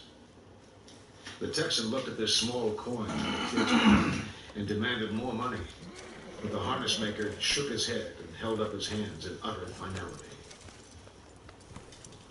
What about my boots? Said the kid. Y sus botas, said the Texan. You done good, Botas. See, he made sewing motions. The harness maker looked down at the boots. He cupped his fingers in a little gesture of impatience, and the kid took off the boots and stood barefoot in the dust. When all was done, they stood in the street and looked at one another. The kid had his new tack slung up on his shoulder. The second corporal looked at the boy from Missouri. You got any money, Earl? Not a copper cent. Well, I ain't either. We might as well get our asses back on out to that hole of misery. The kid shifted the weight of the gear on his shoulder. We got this quarter eagle to drink up yet, he said.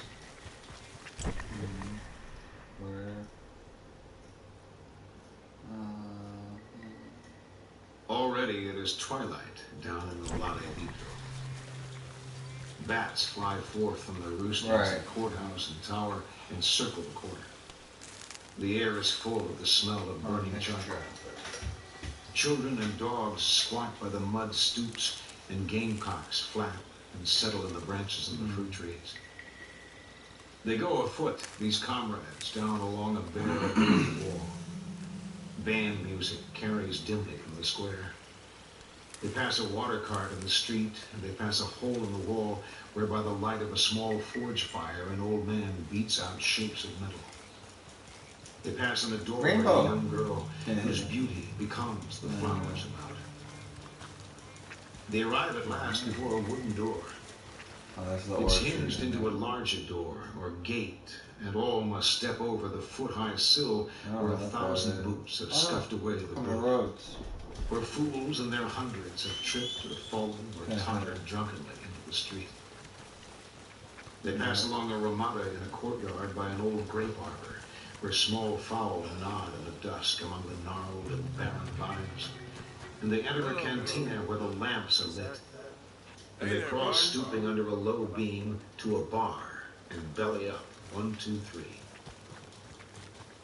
There is an old disordered Mennonite in this place, and he turns to study. A thin man in a leather waistcoat, a black and straight brim hat set square on his head, a thin rim of whiskers. The recruits order glasses of whiskey and drink them down, and order more. There are Monte games at tables by the wall, and there are whores at another table that look the recruits over. The recruits stand sideways along the bar with their thumbs in their belts and watch the room. They talk among themselves of the expedition in loud voices, and the old Mennonite shakes a rueful head and sips his drink and mutters. "They'll stop you at the river," he says. The second corporal looks past his comrades. "Are you talking to me?" "At the river, be told. They'll jail you to a man." "Who will?" "The United States Army, General Worth." "The hell they will. Pray that they will." He looks at his comrades. He leans toward the Mennonite. "What does that mean, old man?"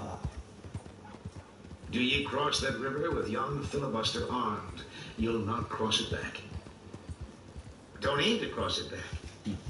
We're going to Sonora." "What's it to you, old man?" The Mennonite watches the enshadowed dark before them as it is reflected to him in the mirror over the bar. He turns to them. His eyes are wet. He speaks slowly. "The wrath of God lies sleeping. It was here 1,000,000 years before men were, and only men have power to wake it. Hell ain't half full. Hear me. Ye carry war of a madman's making into a foreign land. You'll wake more than the dogs."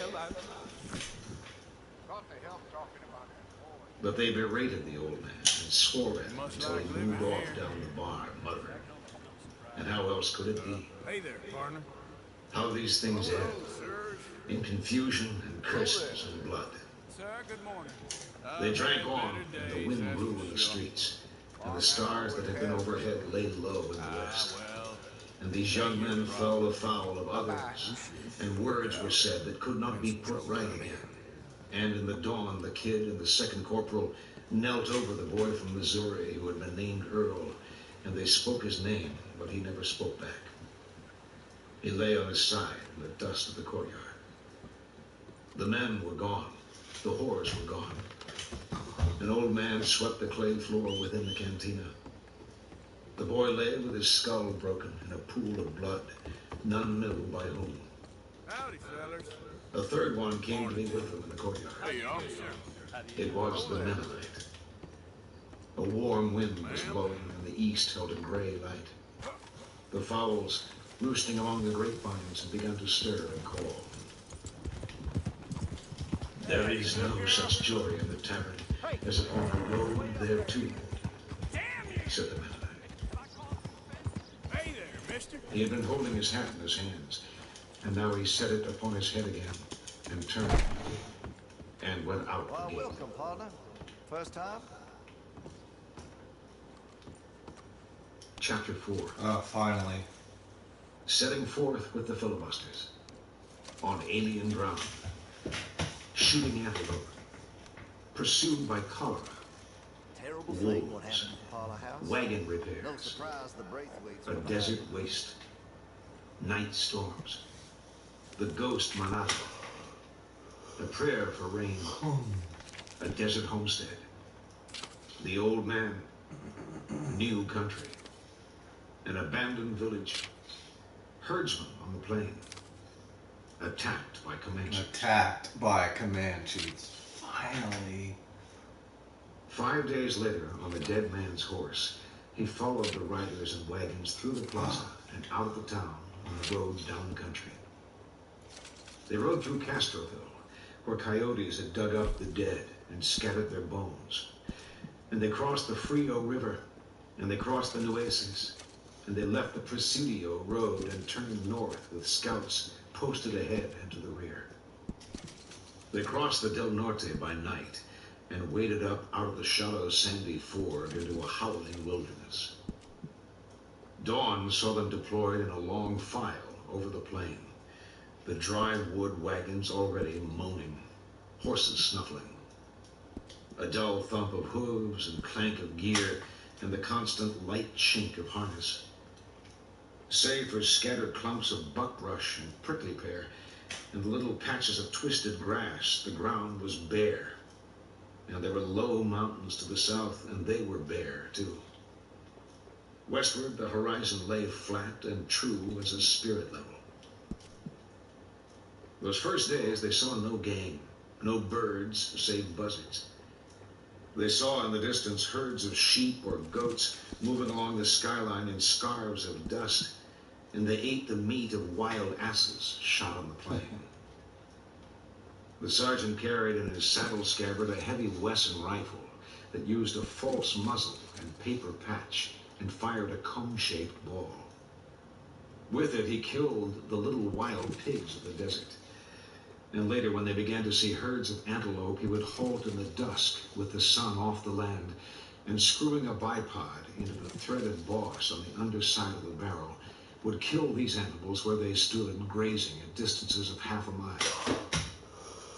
The rifle carried a vernier sight on the tang, and he would eye the distance and gauge the wind and set the sight like a man using a micrometer.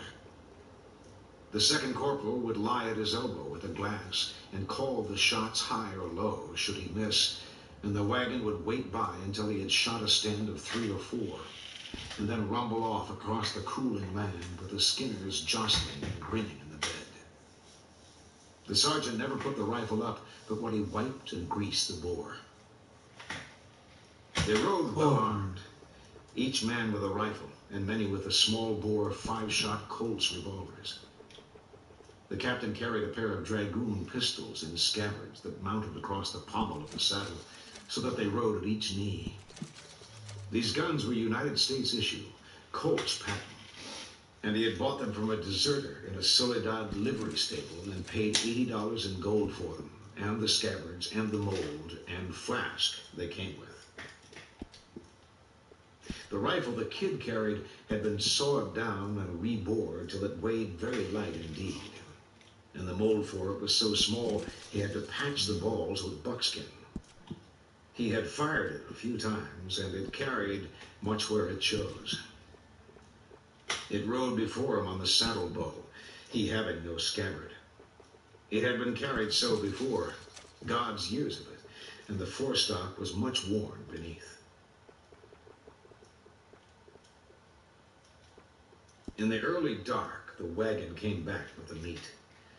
The skinners had piled the wagon bed with mesquite brush and stumps they'd drug out of the ground with the horses, and they unloaded the firewood and commenced cutting up the gutted antelopes in the floor of the wagon with bowie knives and hand axes, laughing and hacking in a welter of gore, a reeking scene in the light of the handheld lanterns. By full dark, the blackened rib racks leaned steaming at the fires, and there was a jousting over the coals with shaven sticks whereon were skewered gobs of meat and a clank of canteens and endless raillery. And sleep that night on the cold plains of a foreign land, 46 men wrapped in their blankets under the selfsame stars. The prairie wolves so like in their yammering, yet all about so changed and strange. They caught up and set out each day in the dark before the day yet was, and they ate cold meat and biscuit and made no fire. The sun rose on a column already ragged these 6 days out. Among their clothes there was small agreement, and among their hats less. The little painted horses stepped shifty and truculent, and a vicious snarl of flies fought constantly in the bed of the game wagon. The dust the party raised was quickly dispersed and lost in the immensity of that landscape.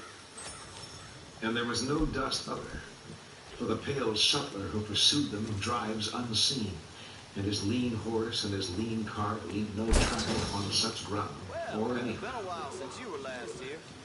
By 1,000 fires in the iron blue dusk he keeps his commissary, and is a wry and grinning tradesman, good to follow every campaign, or hound men from their holes in just those whited regions where they've gone to hide from God.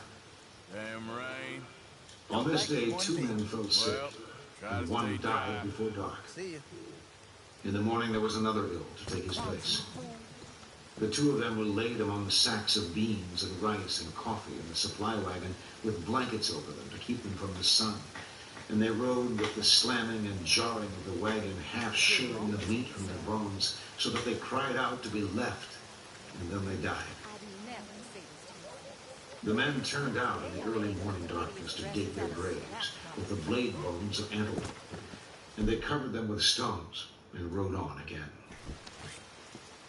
They rode on, and the sun in the east flushed pale streaks of light, and then a deeper run of color like blood seeping up in sudden reaches, flaring plain lines.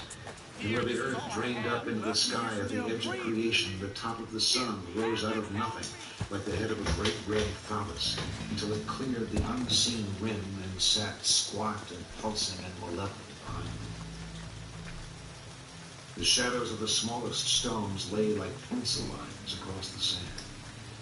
And the shapes of the men and their mounts advanced elongated and forward like strands of the night in which they written, like tentacles to bind them to the darkness yet to come. They rode with their heads down, faceless under their hats, like an army asleep on the march. By mid-morning, another man had died, and they lifted him from the wagon where he'd stained the sacks he'd lain among, and buried him also, and rode on. Now wolves had come to follow them, great pale lobos with yellow eyes that trotted neat of foot, or squatted in the shimmering heat to watch them where they made their noon halt. Moving on again, loping, sidling, ambling with their long noses to the ground. In the evening, their eyes shifted and winked out there on the edge of the firelight. And in the morning, when the riders rode out in the cool dark, they could hear the snarling and the pop of their mouths behind them as they sacked the camp for meat scraps.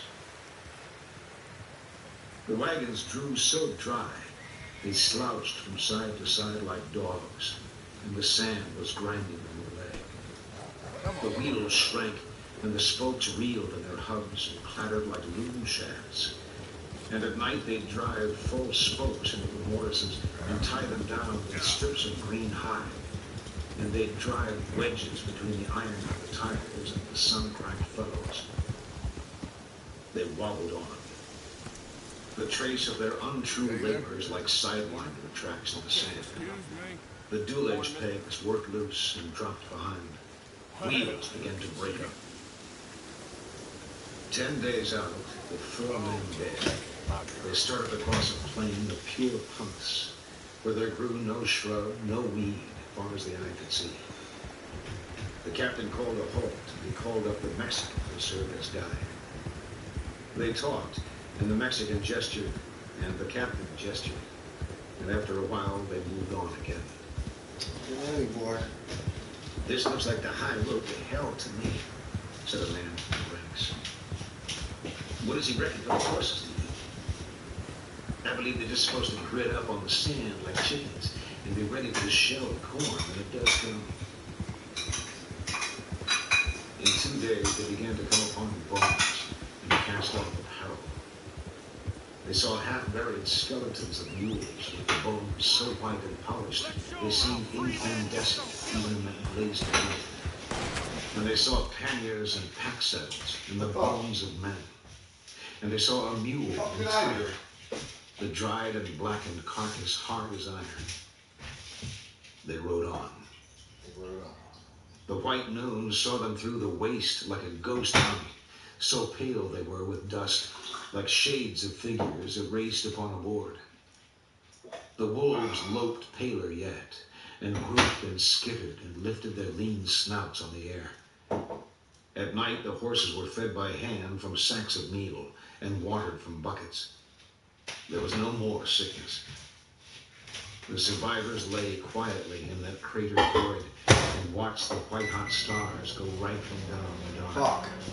Or slept with their alien hearts. Oh, what the fuck? Clutched to their ankles and squealing. These guys. The iron of the wagon tires new powers and burns bones. To the south, the big floating lights stood flickering like pale image of the sand, like reflections of the river. Oh, that's the leader. They took to riding by night, silent promenades, save the trumpet of the wagons. Under the moonlight, a strange party of elders with the white dust of hostages. They moved on, and the stars jostled and barked across the firmament and died beyond the deep black mountains. They came to know the night skies well. Western eyes that read more geometric constructions than those names given by the ancients. Tethered to the pole star, they rode the Dipper round, while Orion rose in the southwest like a great electric kite. The sand lay blue with moonlight, and the iron tires of the wagons rolled on the shapes of the riders in gleaming hoops that wheeled and wheeled woundedly and vaguely navigational, like slender astrolabes. And the polished shoes of the horses kept hasping up like a myriad of eyes across the desert floor. They watched storms out there so distant they could not be heard. The silent lightning flaring sheetwise, and the thin black spine of the mountain chain fluttering and sucked away again in the dark. They saw wild horses racing on the plain, pounding their shadows down the night, and leaving in the moonlight a vaporous dust like the palest stain of their passing. All night the wind blew, and the fine dust set their teeth on edge. Sand in everything, grit in all they ate. In the morning, a urine-colored sun rose blearily through panes of dust on a dim world and without feature. The animals were failing. They halted and made a dry camp without wood or water, and the wretched ponies huddled and whimpered like dogs. That night they rode through a region electric and wild, where strange shapes of soft blue fire ran over the metal of the horses' trappings, and the wagon wheels rolled in hoops of fire, and little shapes of pale blue light came to perch on the ears of the horses and in the beards of the men. All night sheet lightning quaked sourceless to the west, beyond the midnight thunderheads, making a bluish day of the distant desert. The mountains on the southern skyline stark and black and livid, like a land of some other order out there, whose true geology was not stone, but fear. The thunder moved up from the southwest, and lightning lit the desert all about them, blue and barren. Great clanging reaches ordered out of the absolute night like some demon kingdom summoned up, or changeling land that come the day would leave them neither trace nor smoke nor ruin more than any troubling dream. They halted in the dark to recruit the animals, and some of the men stowed their arms in the wagons for fear of drawing the lightning, and a man named Hayward prayed for rain. He prayed, "Almighty God, If it ain't too far out of the way of things in your eternal plan, do you reckon we could have a little rain down here? Pray it out, some called. And kneeling, he cried out among the thunder and the wind. Lord, we are dried to jerky down here. Just a few drops for some old boys out here on the prairie and a long ways from home. Amen, they said. And catching up their mounts, they rode on. Within the hour, the wind cooled, and drops of rain the size of grape shot fell upon them out of that wild darkness. They could smell wet stone and the sweet smell of the wet horses and wet water. They rode on. They rode through the heat of the day following, with water kegs empty and the horses perishing. And in the evening, these elect, shabby and white with dust, like a company of armed and mounted millers wandering in dementia, rode up off the desert through a gap in the low stone hills and down upon a solitary jacal, crude hut of mud and wattles and a rudimentary stable and corrals. Bone palings ruled the small and dusty purlieus here, and death seemed the most prevalent feature of the landscape. Strange fences that the sand and the wind had scoured, and the sun bleached and cracked like old porcelain with dry brown weather cracks, and where no life moved. The corrugated forms of the riders passed gently across the dry visterland and across the mud facade of the jacal, the horses trembling, smelling water. The captain raised his hand, and the sergeant spoke, and two men dismounted and advanced upon the hut with rifles. They pushed open a door made of rawhide and entered. In a few minutes, they reappeared. Somebody's here somewheres. These hot coals. The captain surveyed the distance with an air of vigilance. He dismounted with the patience of one used to dealing with incompetence and crossed to the jacal. When he came out, he surveyed the terrain again. The horses shifted and clinked and stamped, and the men pulled their jaws down and spoke roughly to them. Sergeant? Yes, sir? These people can't be far. See if you can find them. And see if there's any forage here for the animals. Forage? Forage. The sergeant placed a hand on the cantle and looked about at the place they were in and shook his head and dismounted. They went through the jacal and into the enclosure behind and out to the stable. There were no animals and nothing but a stall half filled with the dry sortles in the way of feed. They walked out the back to a sink among the stones where water stood, and a thin stream flowed away over the sand. There were hoof prints about the tank and dry manure, and some small birds ran mindlessly along the rim of the little creek. The sergeant had been squatting on his heels, and now he rose and spat. Well, he said, is there any direction you can't see 20 mile in? The recruits studied the emptiness about. I don't believe the folks here has gone that long. They drank and walked back toward the jacal. Horses were being led along the narrow path. The captain was standing with his thumbs in his belt. I can't see where they've got to, said the sergeant. What's in the shed? Some old dry fodder. The captain frowned. They ought to have a goat or a hog, something, chickens.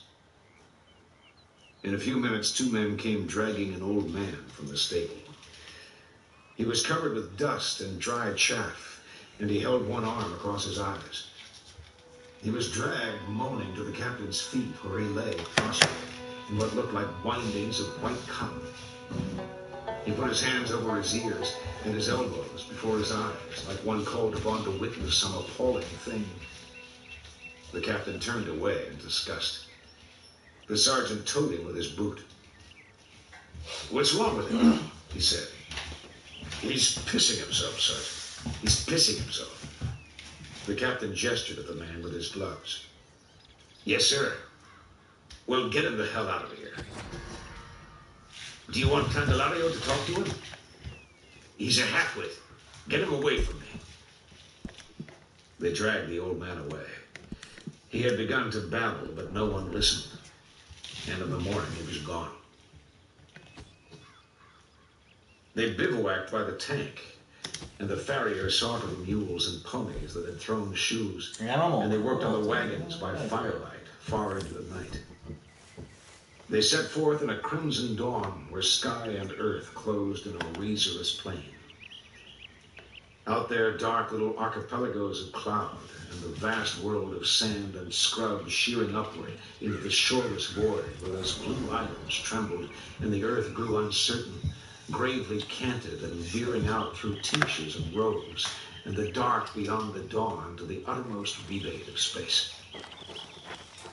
They rode through regions of party-colored stone, upthrust in ragged cliffs, and shelves of trap rock reared in faults, and anticlines curved back upon themselves and broken off like stumps of great stone tree boles, and stones the lightning had clove open, seeps exploding in steam in some old storm. They rode past trap dikes of brown rock, running down the narrow chines of the ridges and onto the plain like the ruins of old walls, such auguries everywhere of the hand of man before man was, or any living thing. They passed through a village then and now in ruins, and they camped in the walls of a tall mud church and burned the fallen timbers of the roof for their fire, while owls cried from the arches in the dark.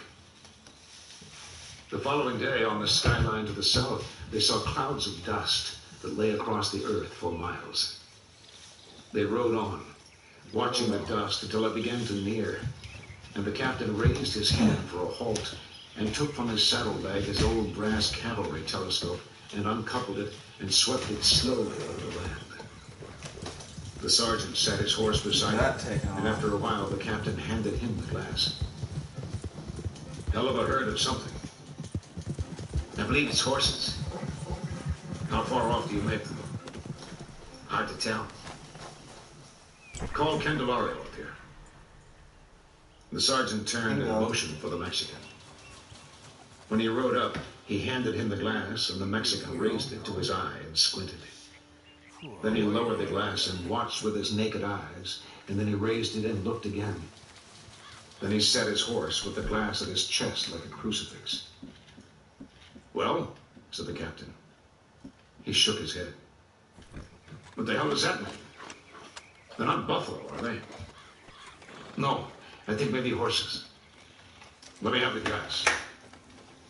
The Mexican handed him the telescope, and he glassed the horizon again, and collapsed the tube shut with the heel of his hand, and replaced it in his bag, and raised his hand, and they went on.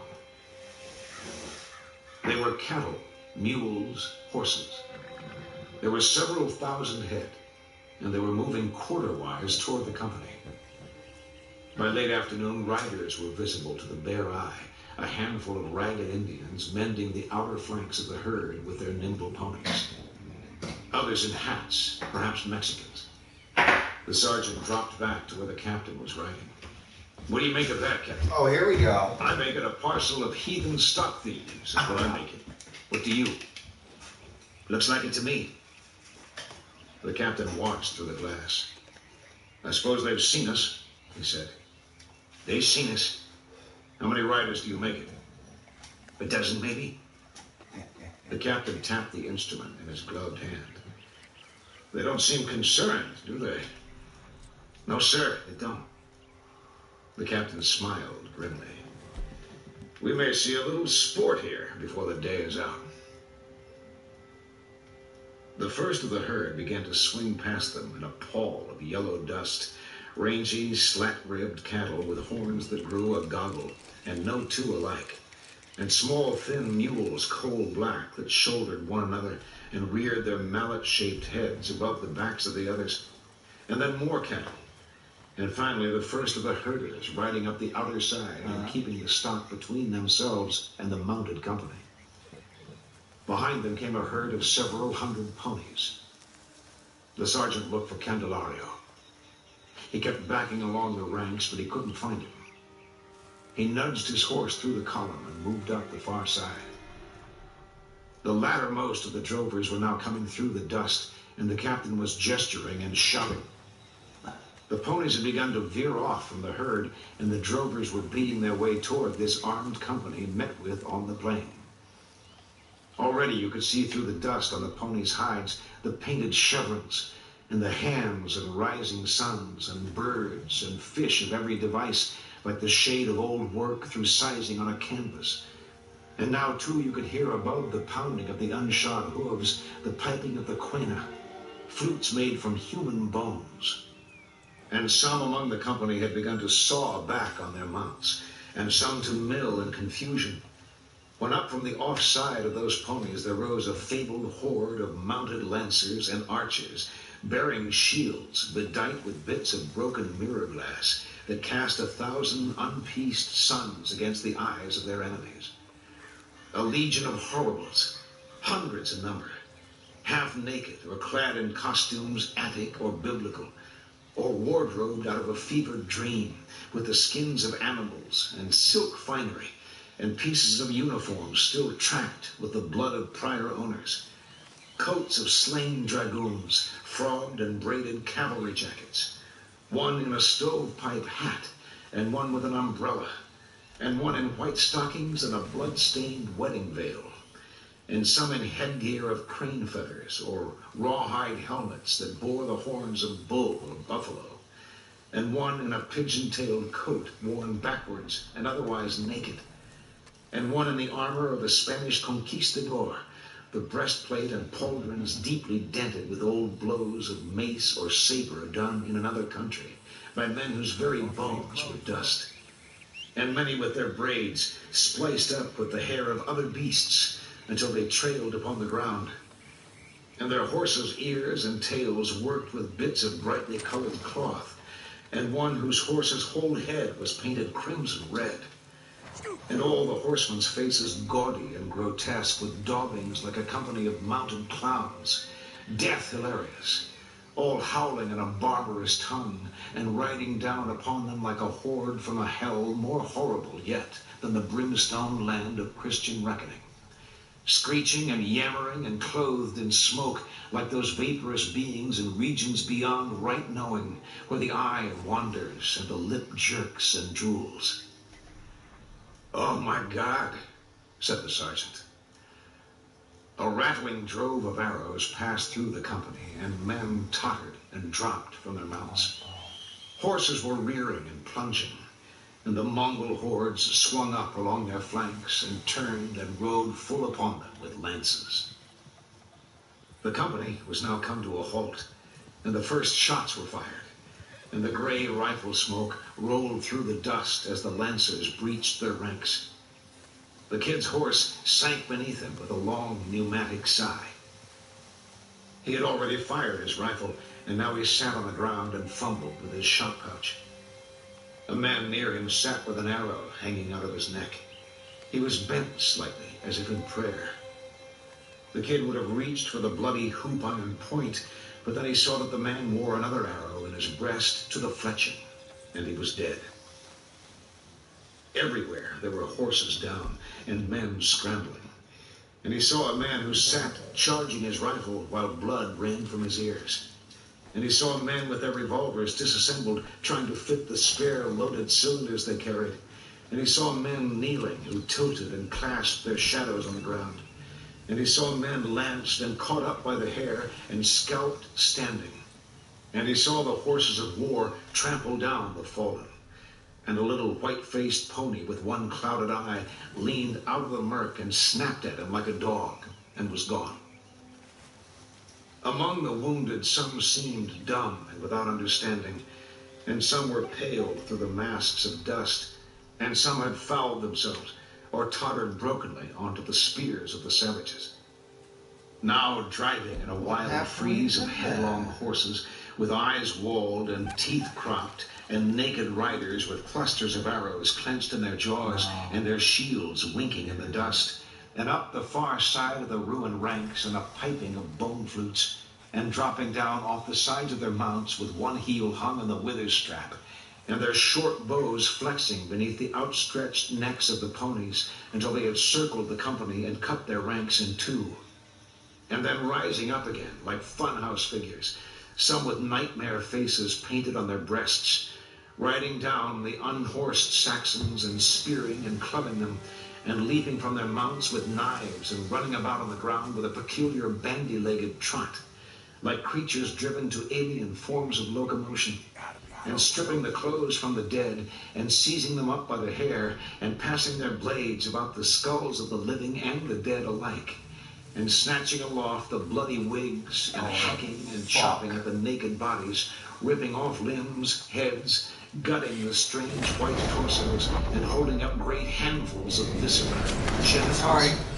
Some of the savages so slathered up with gore they might have rolled in it like dogs, and some who fell upon the dying and sodomized them with loud cries to their foes. And now the horses of the dead came pounding out of the smoke and dust, and circled with flapping leather and wild manes and eyes whitened with fear like the eyes of the blind. And some were feathered with arrows, and some lanced through and stumbled and vomited blood still alive? as they beetled across the killing ground and clattered from sight again. Dust stanched the wet, naked heads of the That'll do it. with the fringe of hair below their wounds and tonsured to the bone, now lay like maimed and naked monks in the blood-slaked dust. And everywhere the dying groaned and gibbered, and horses lay screaming. Echo pause. You're okay. Go easy, girl.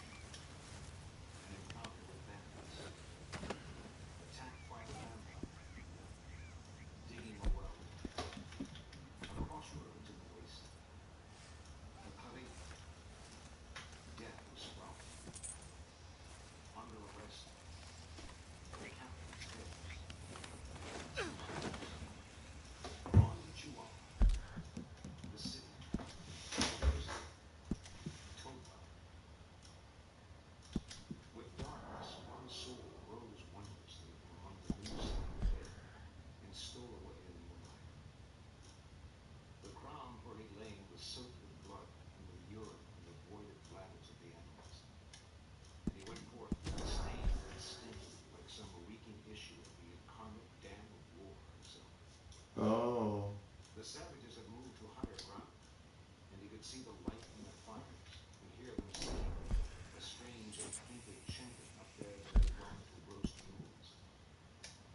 He made his way among the pale and dismembered, among the sprawled and leg-flung horses, and he took a reckoning by the stars and set off south afoot. The night wore a thousand shapes out there in the brush, and he kept his eyes round ahead. Starlight and waning moon made a faint shadow as wanderers on the dawn of the desert. And all along the ridges the wolves were howling, moving north toward the slaughter.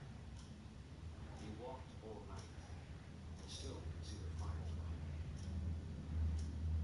With daylight he made his way toward some outcroppings of rock lying across the valley floor.